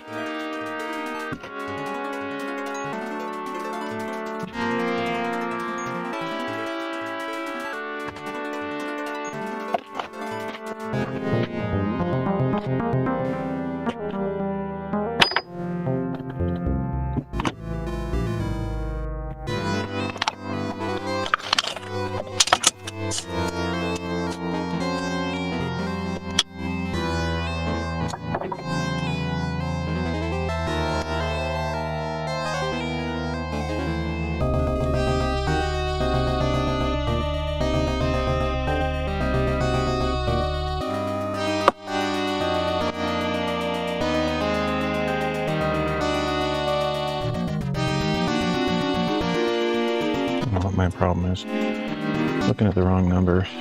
Stupid.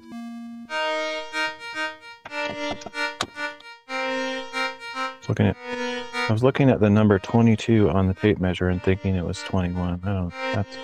That's got to be some major brain disorder going on.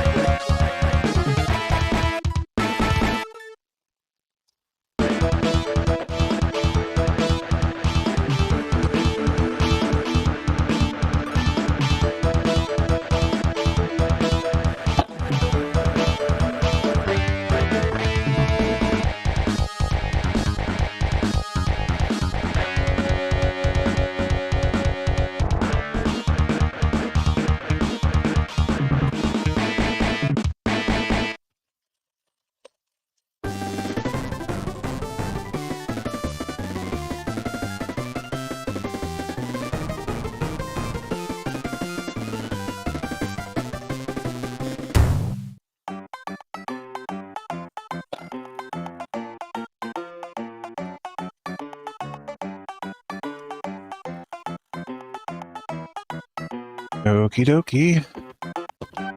Now I gotta deal with this stupid. I don't remember if I did the router thing yet. I don't think so.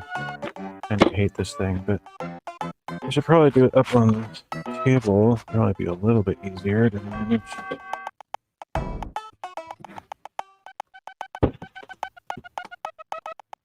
The other thing I should probably check to make sure it'll actually fit.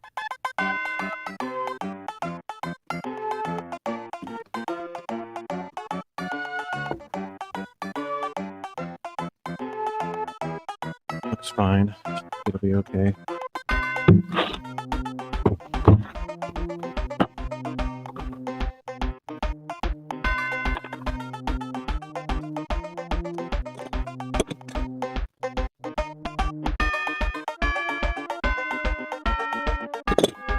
I have to do a mismatch of hinges on this one.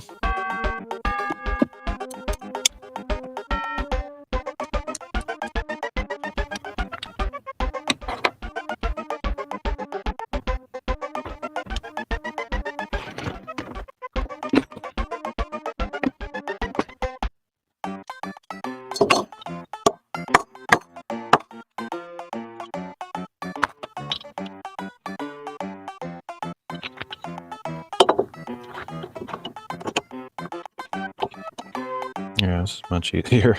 Should have done the other one up here on the table too, but I just didn't feel like clearing the table and bothering.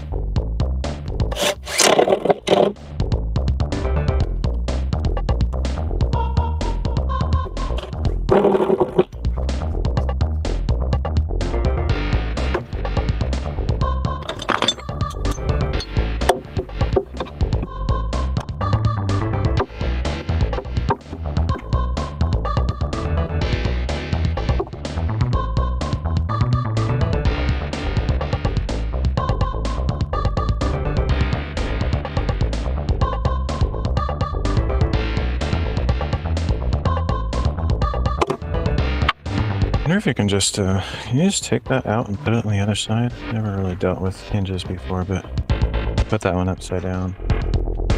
I don't really feel like taking it out, so maybe I can flip it upside down.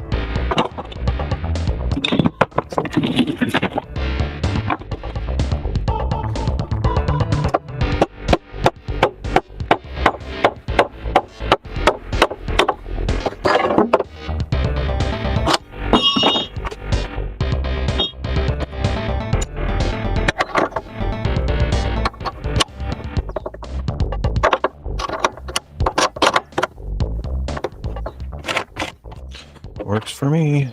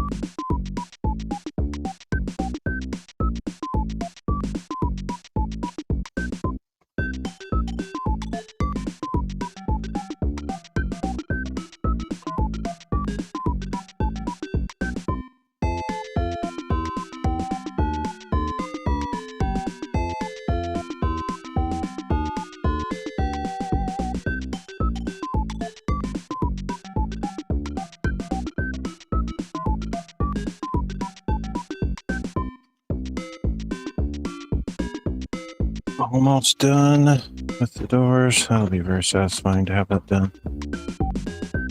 That one closed like a dream, to be honest. Like, I think even the first ones, the other side that I did, they have a tendency to want to like come away, but this one just like pretty much stays in place. I'm still gonna put like a locking barrel latch type thing on there probably, but not locking with a padlock, but just something to keep it closed. But it probably isn't really necessary, but I'll do it anyway. I might use one of those little flimsy hook things that goes into the ring, just because if I don't, that would work with this difference in depth. If I want to do the barrel locking type, I would have to put a little piece of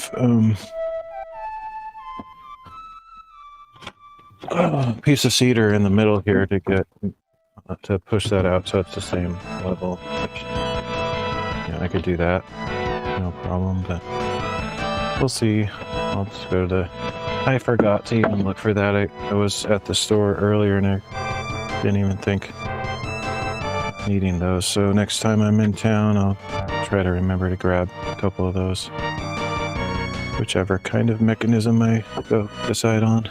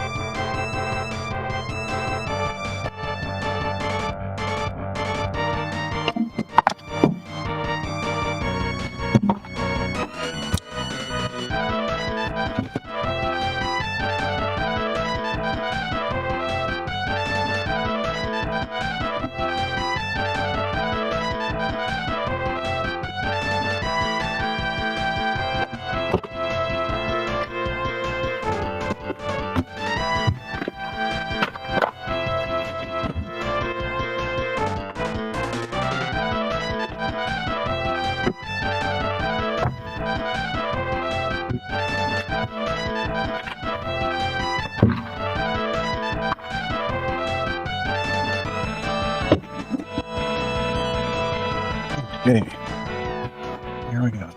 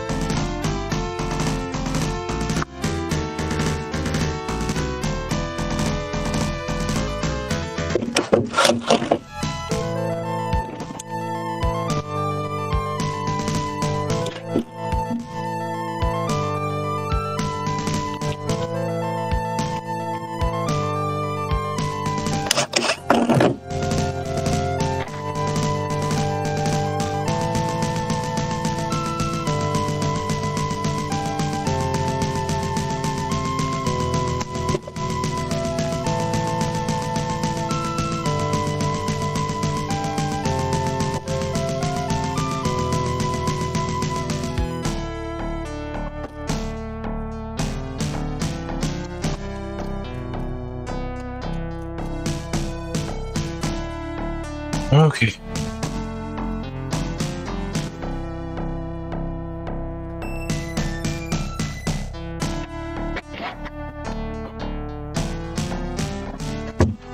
Sweet.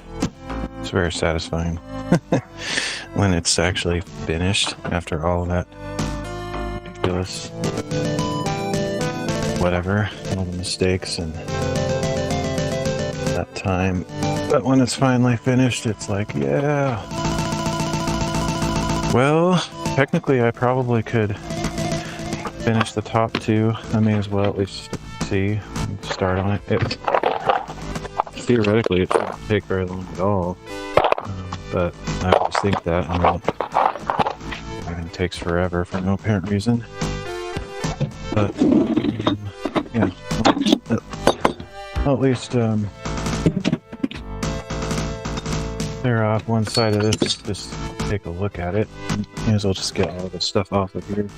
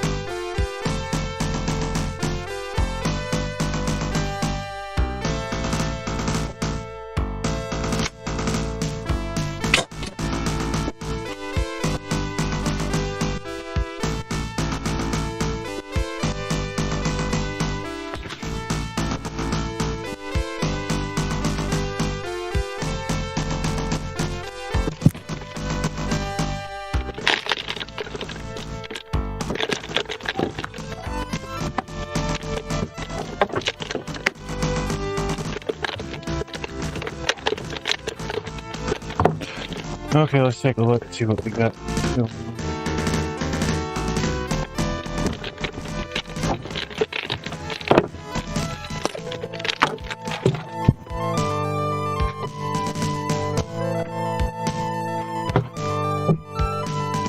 Yeah, so the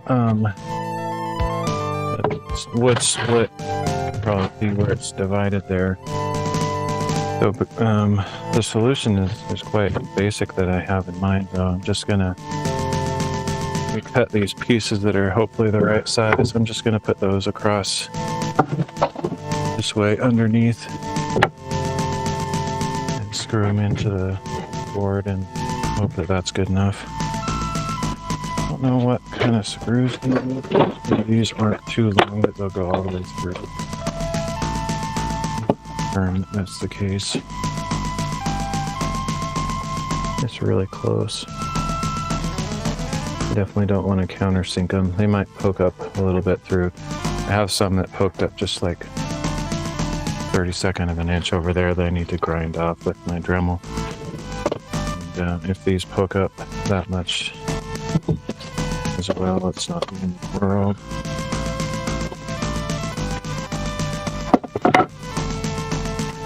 But before I do that, I need to make sure that these are cut to the right length. They might be a little bit long, in which case I'll want to trim them down.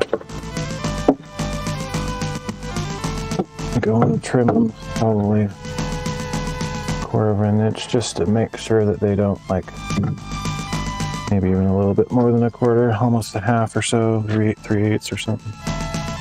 Otherwise, every time I close the table, it'll hit up against one of these sides. So yeah, I'll just give them a quick trim before I attach them.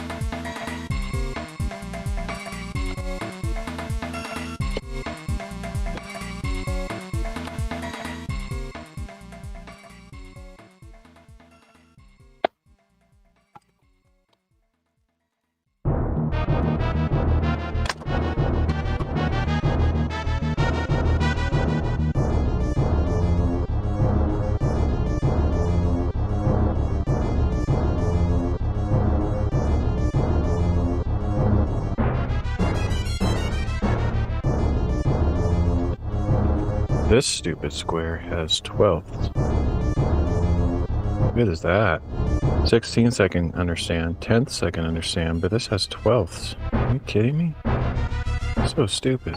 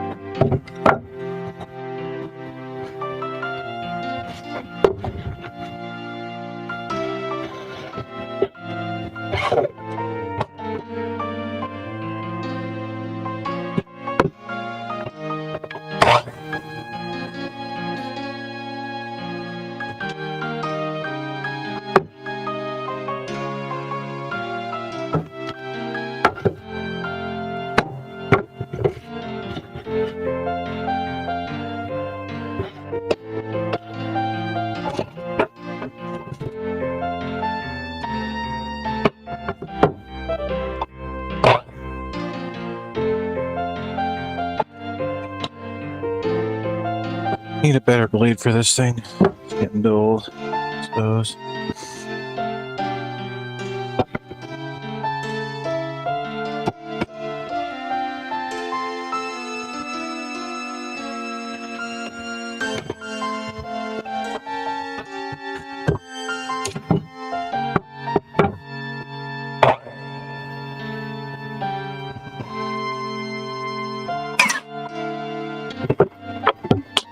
Oh, slower. Sometimes I'm just not in the mood. Okay, let's see this look.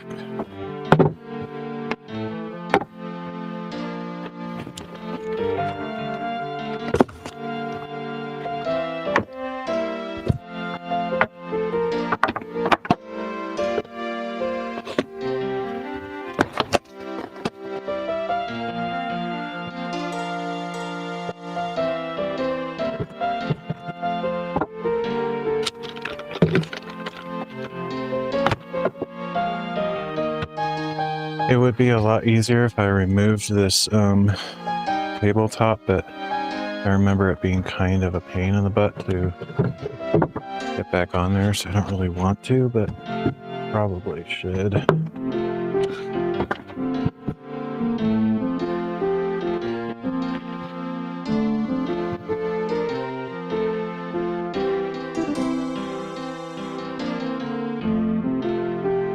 I go underneath and mark where these boards hit against there because it's kind of hard to visualize how to place that otherwise.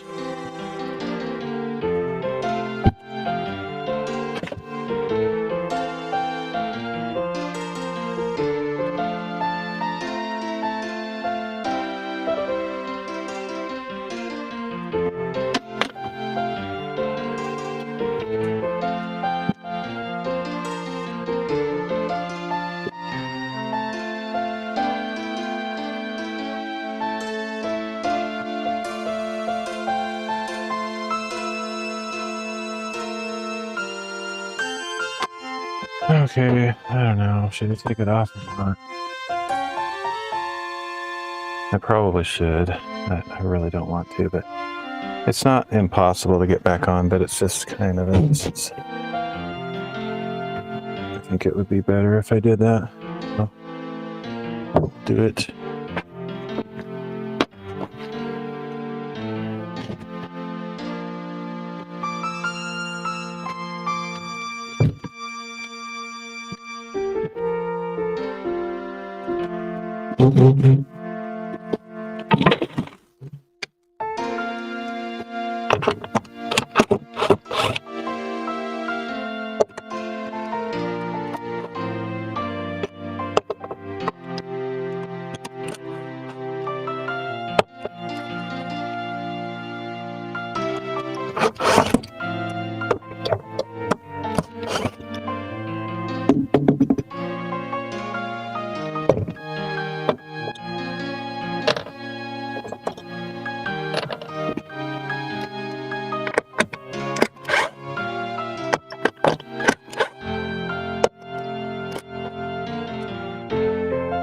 Is where the chaos ensues.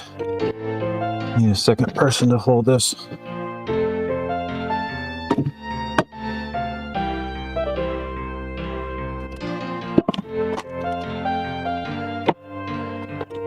I guess it's kind of standing on top of the door on the other side, so it might not fall.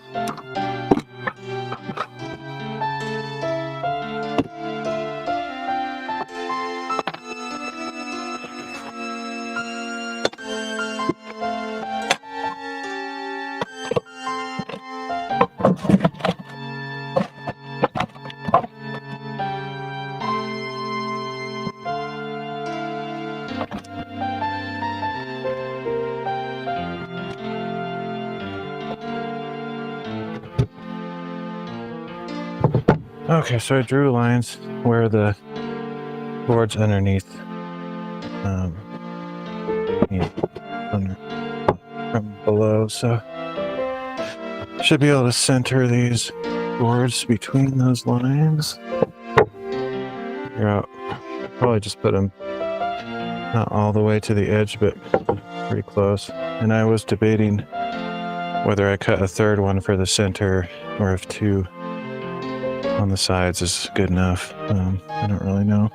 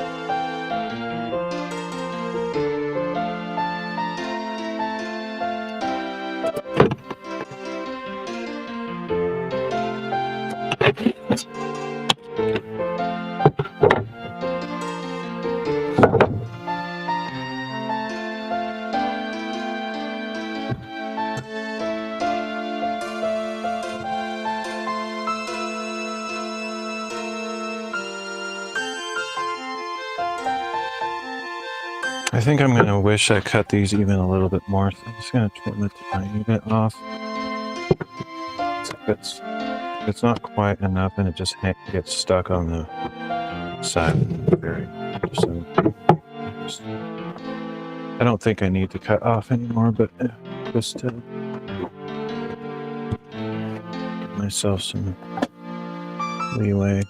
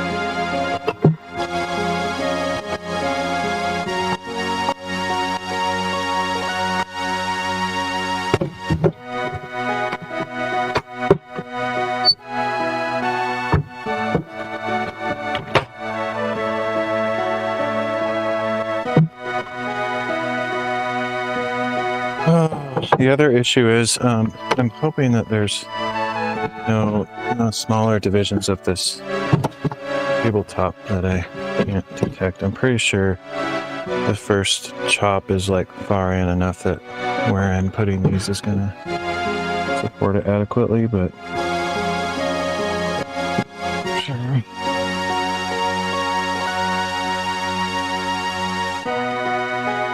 I think I'll be okay though.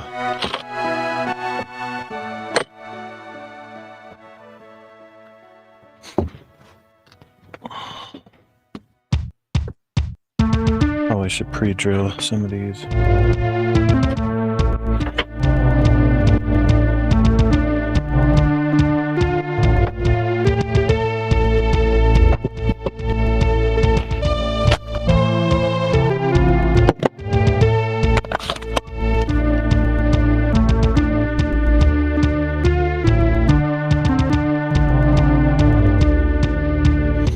Definitely want to go pretty much all the way to the edge of the board, otherwise the last screw won't be in the final division of this tabletop, so I have to go pretty stinking close to the edge.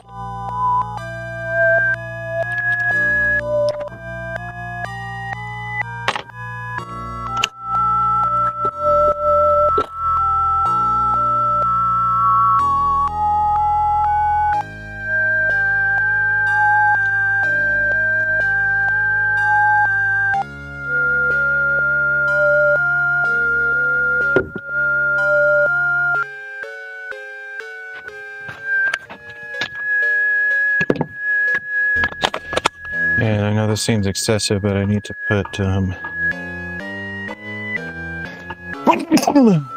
a screw into every single division of this table, which is quite a few. At least one screw.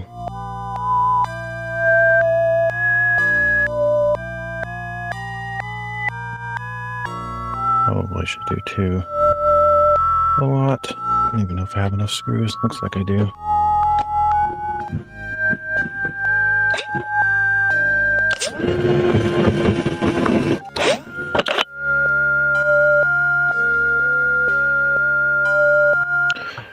This is crazy.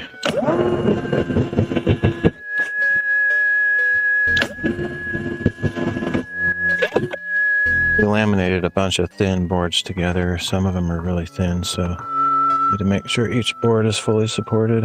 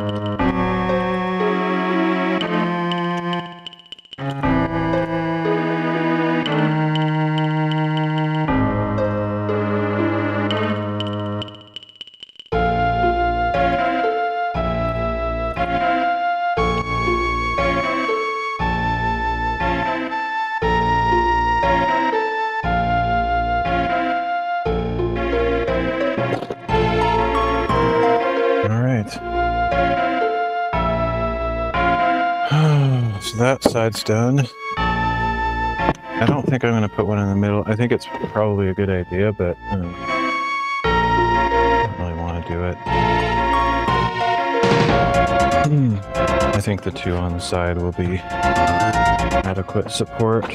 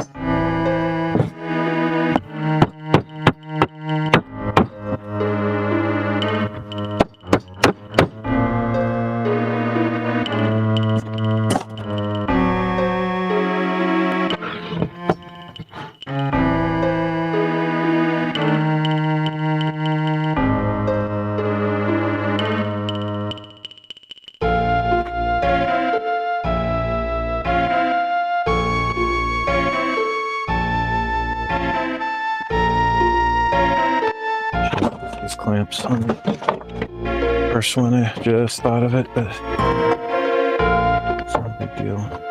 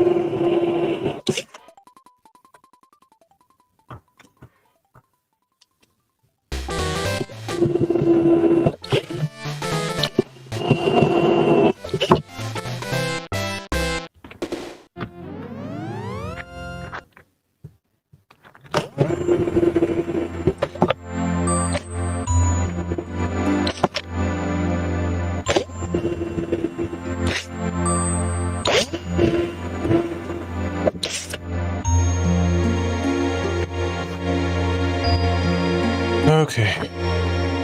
Yeah, it's always, I don't know, it's a very simple task, very repetitive and easy. It just takes longer than I expect, so I don't know if I'll finish the other side today.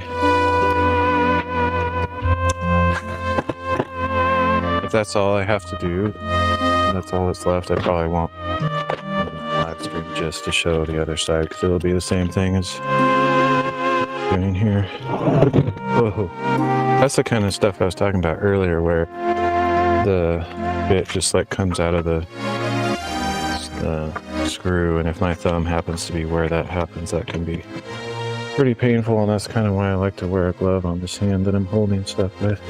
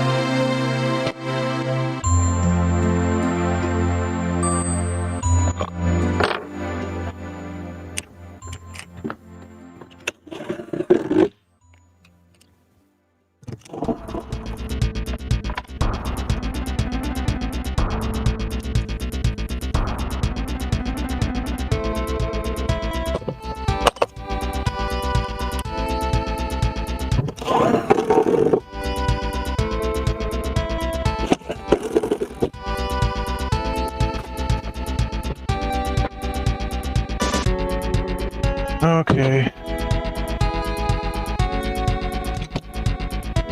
Hopefully I did this well enough and it's just gonna fit right in there and not snag on the edge.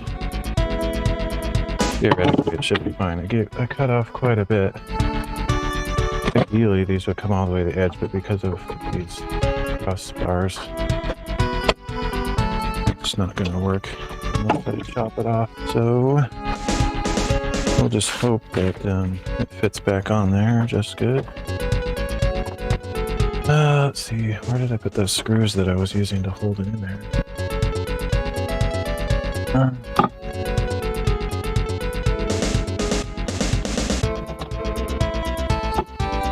Okay, this is the part that's kind of difficult. It would be helpful to have a helper, but I'll make it happen somehow.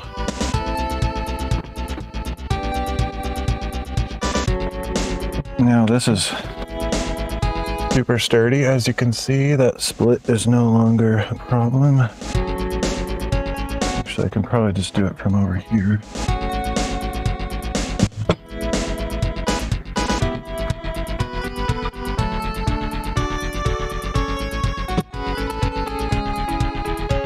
Because I can stand it on this door over here, it might not be that bad. Remember when I put it on though, the doors weren't on yet, so I was just like trying to hold it up in empty space. It was super difficult. Kind of a nightmare.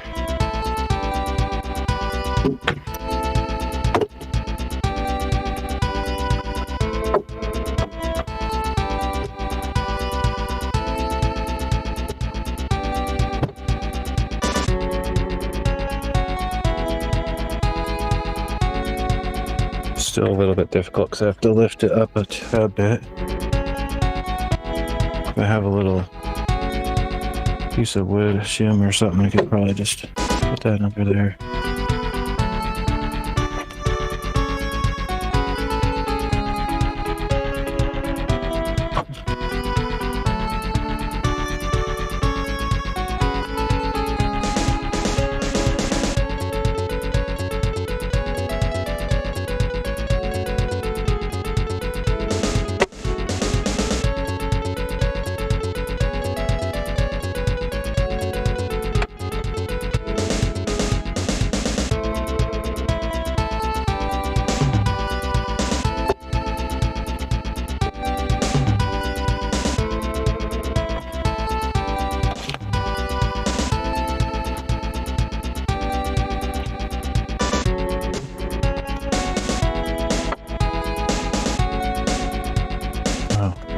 Like, why isn't this aligning up? It's because I don't have it shifted the correct way. Okay, I don't need a shim. I think they'll line up.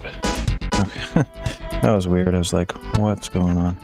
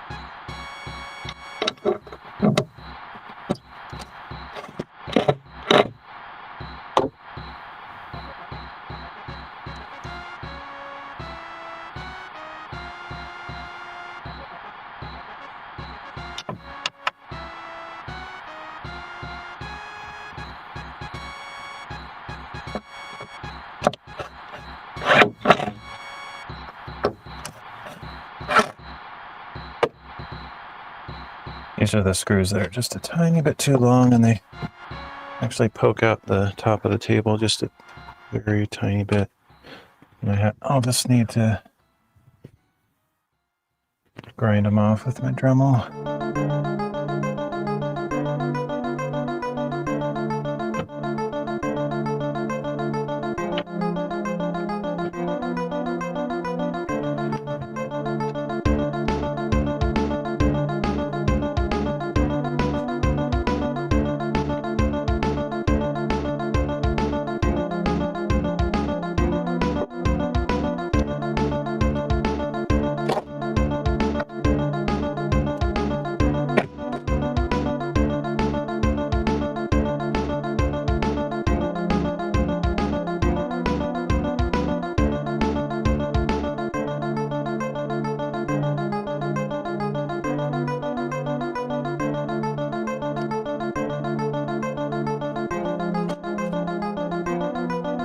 All right, moment of truth, as they say. Uh-oh. It's hitting. What in the world? Okay, I am an idiot. It's pretty obvious that's going to hit here. So that needs to go in further. But that one's hitting on the edge too, so I think what I'm going to have to do is just sand this, make a little curve with the sand. I'm all sorts of not really strategizing. So yeah, this needs to go in like an inch or two to get inside here. That's hilarious. Well, no big deal. It's just, I'm definitely not going to finish this today. That's pathetic. I don't plan well. I really don't. I just like do stuff without thinking much about it. Never been very good at like planning. Also, it's kind of weird. I'm surprised with that much tolerance that it still hits there. I wonder how much I have to sand off. Not too much. But a little bit. Oh, actually, no. I don't think I have to sand it. I don't think it's hitting there. It's just hitting here, which is obvious why it's hitting. Oh boy. Well, let's fix that. I'll try to finish this this side today.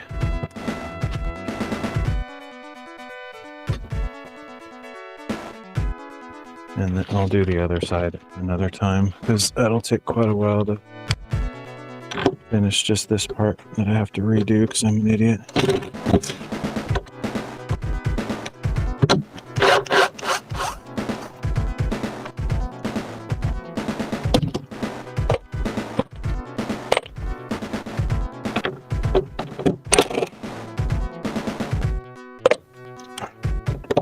I forgot that this part is overhanging on here, so I don't know why I didn't think of that. I don't think sometimes. It's actually, I mean, it's kind of probably the lesson from these couple mistakes I've made yesterday and today. The lesson is just go slow, look at stuff, analyze it before you commit. And I generally do that, but sometimes I miss some glaring, obvious problems.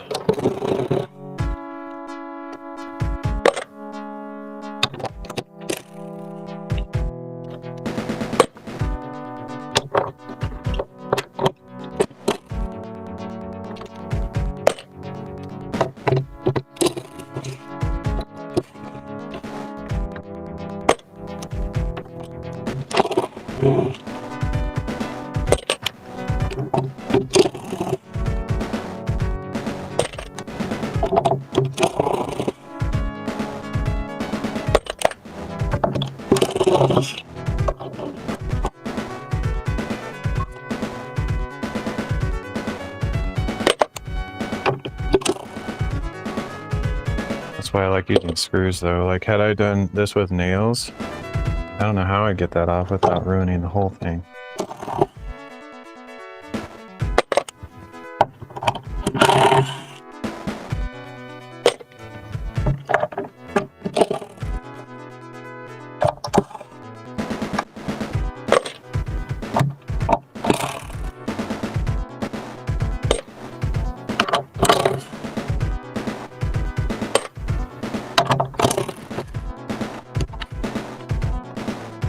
Good news is all these holes are pre-drilled, so I just have to move it over and back in. Shouldn't take that long.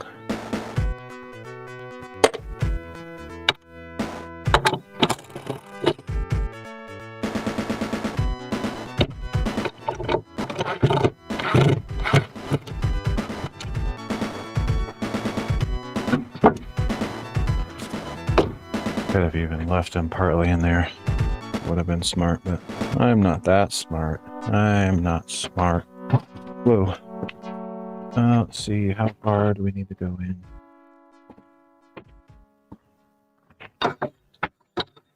Probably like 4 inches will be good.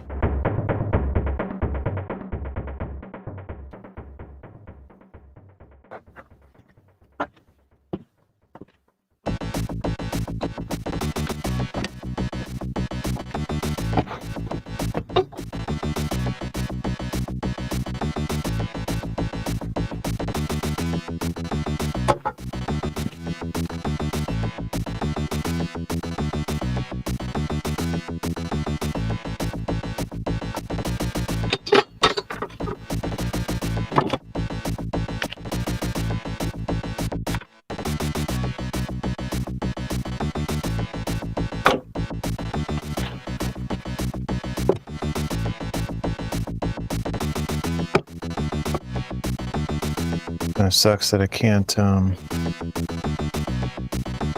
use the clamps on here. But if I just get one screw in, then the rest should be not so bad.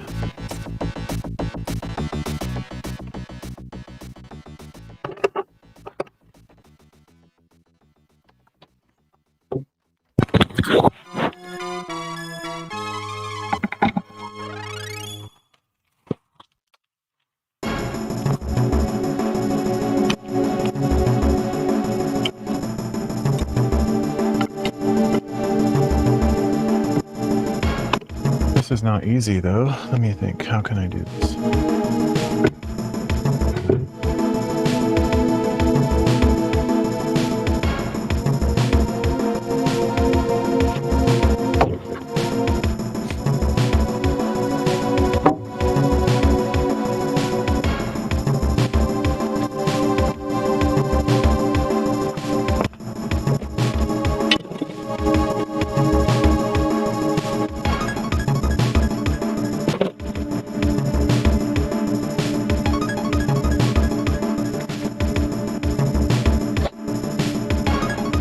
In the box, yeah.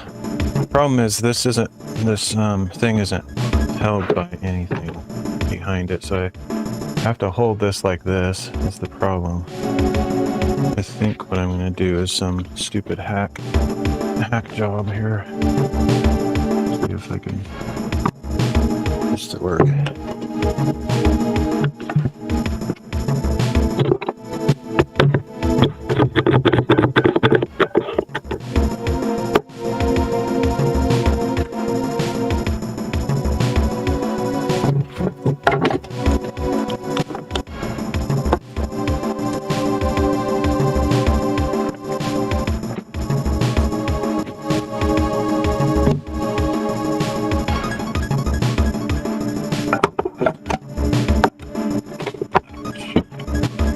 Basically, I need a helper is what I need. Sometimes you just need a second pair of hands.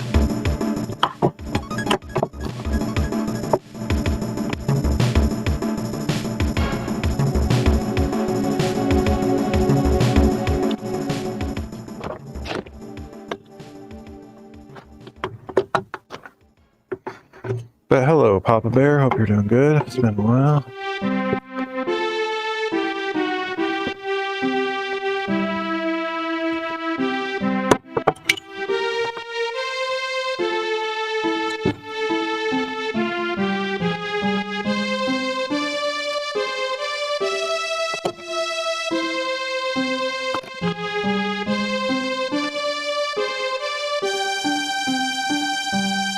All right, that'll work.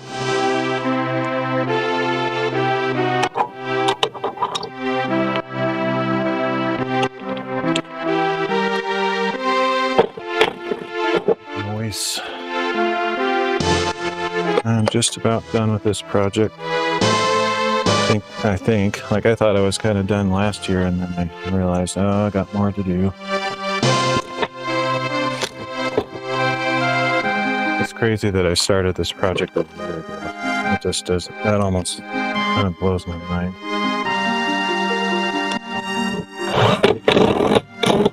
Obviously, I haven't been working on it like constantly or anything, but it's just that whole year went by so fast.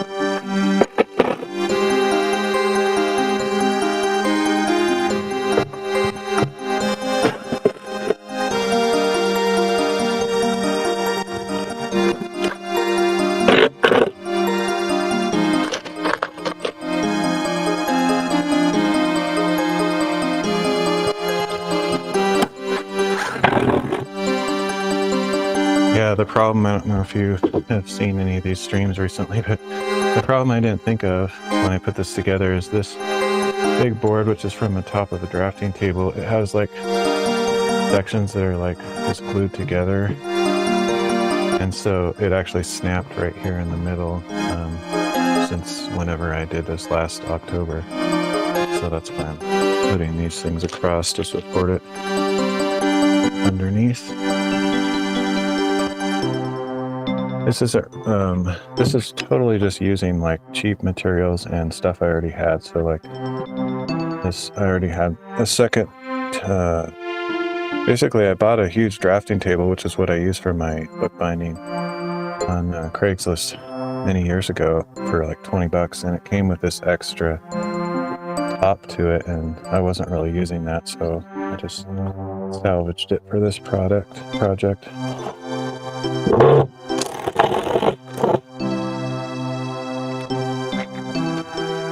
It's definitely not made to be used outdoors, so I need to figure out either a way to treat it or I currently have just the drafting table cutting mat over the top of it and then they have a tarp over it, but eventually I'd like to find some material I can put over the top so it's a little bit more weatherproof.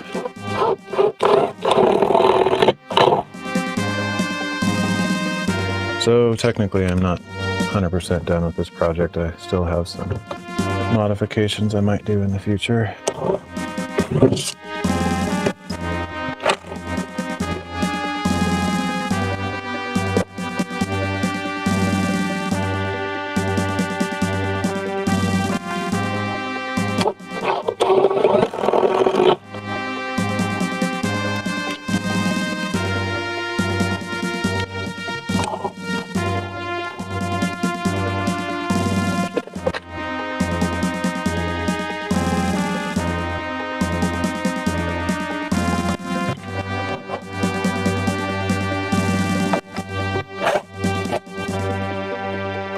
I'm definitely no expert, but I really enjoy this kind of stuff. It's just really satisfying to make something with your own two hands. It's not even always cheaper, to be sadly honest. I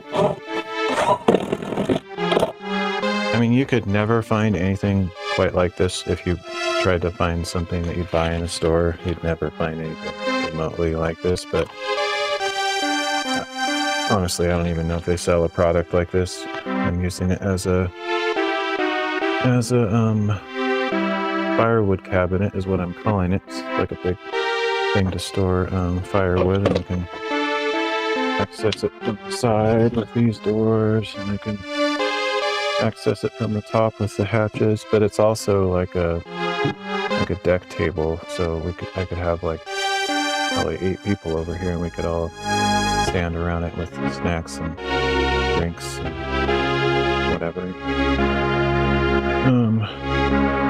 You could buy some stools and sit right by it if you wanted to, but anyway, it has kind of a multi-purpose thing. You could put whatever you want to store in there. I'm going to use it for firewood, but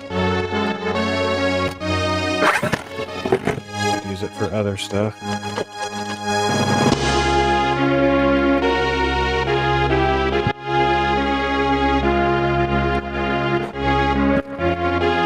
So it's kind of hard to make a comparison with any product on the market, because I doubt there's anything that you can buy that's exactly like this. But if there was, it would probably be cheaper to buy it than to make it, sadly. Although I did go on the cheap, because it's just regular 2x4s, which are, you get a good price on them. They're about $3 each, and probably the most expensive thing besides the stupid screws is the cedar planks. Are a little bit more expensive, but too bad.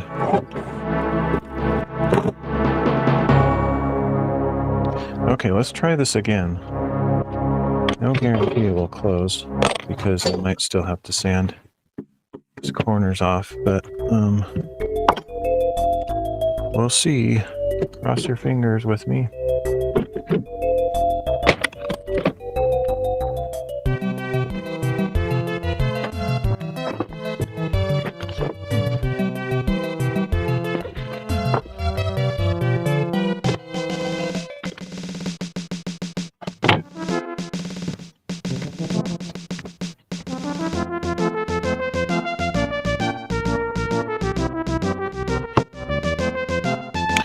Yay!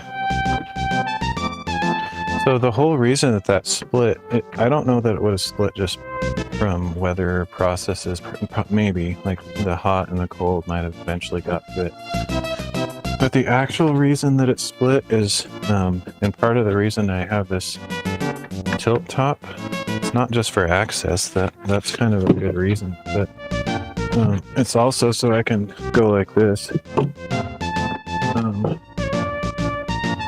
Prop this up during the winter months so that if any rain or snow gets on here, especially rain, it'll, drip off in that direction rather than just like pooling up on top. So there's kind of a couple of reasons why I did that. And so the reason that it split is because I had it like this propped up, and that was a lot of pressure right here in the center where I probably had a couple things stacked on top of it. So it just caved it in. Snapped the laminated boards. But now that we have that supporting it from underneath, it should be strong enough that I could go back to propping it up like this, and all the rain will drain off. So yeah, we're done with that side, but I still have to do this side. So I'll probably do that off stream. I don't really see the reason to do another live stream just for that. Kind of get the idea, and then I'll put some kind of latches on here to keep this closed. But otherwise, it's pretty much done. Not really sure why that's kind of wanting to have a little bit of spring out. Oh, it's because this tarp. Wait. Yeah, that's all it was. There was a tarp inside there, kind of hanging out the door. So this is just fine. But I probably will put some either barrel locks or little hook thingies that you see on camp outhouses sometimes. But we're pretty much done, so I guess this is a final goodbye for all of those who've over the past year been watching me make this. Unless I think of some major modification that I think is worth showing on stream, this is probably the last time I'll show this thing. So anyway, it's my firewood cabinet. I can stack wood in there, stack whatever I want. Got some kindling in there now. It's starting to get cold, so I'm gonna start cutting some wood and I'll throw it in here for the winter. So there we go. So I think I'm gonna head out for today. Done.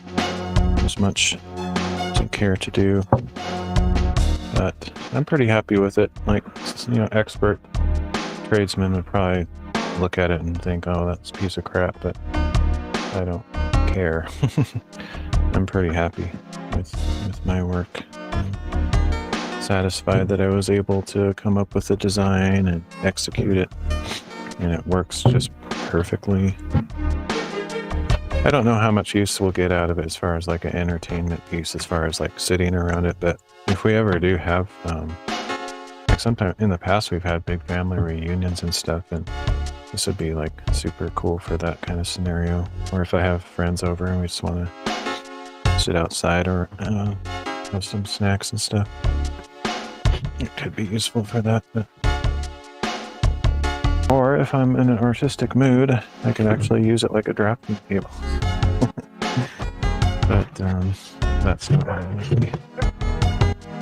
Okay, well, that's it for today. And I mentioned this in my most recent hiking stream, but I'll probably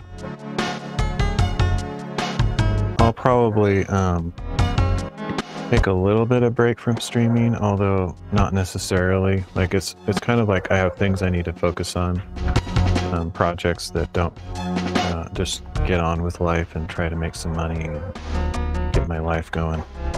So I'm going to try to focus my time on that. But otherwise, if I have little spots of free time, I might still do some Bible reading outdoor streams. So, but generally speaking, my frequency of streaming is going to decrease until I get my life figured out. And so yeah, this will be my last stream for a little bit.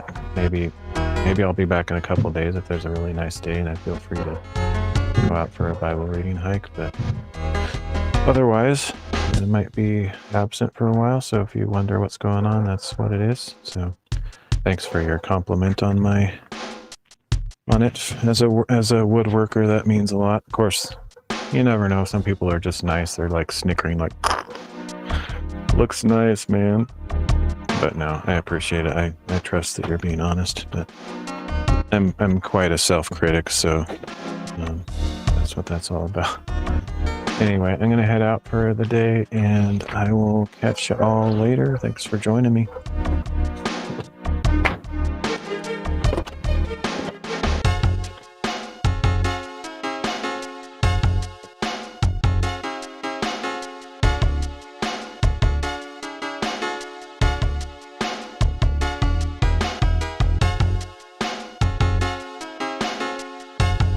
Oh wow, that whole time I had my music up at full volume. I know I have the auto, what is it called? The auto thing where it goes down when I'm talking, but still, that was really loud. I'm surprised no one said anything. Oh well. I am really not with it. And my streaming setup is like all sorts of stuff because my brain ain't working. Anyway, we'll catch you guys later.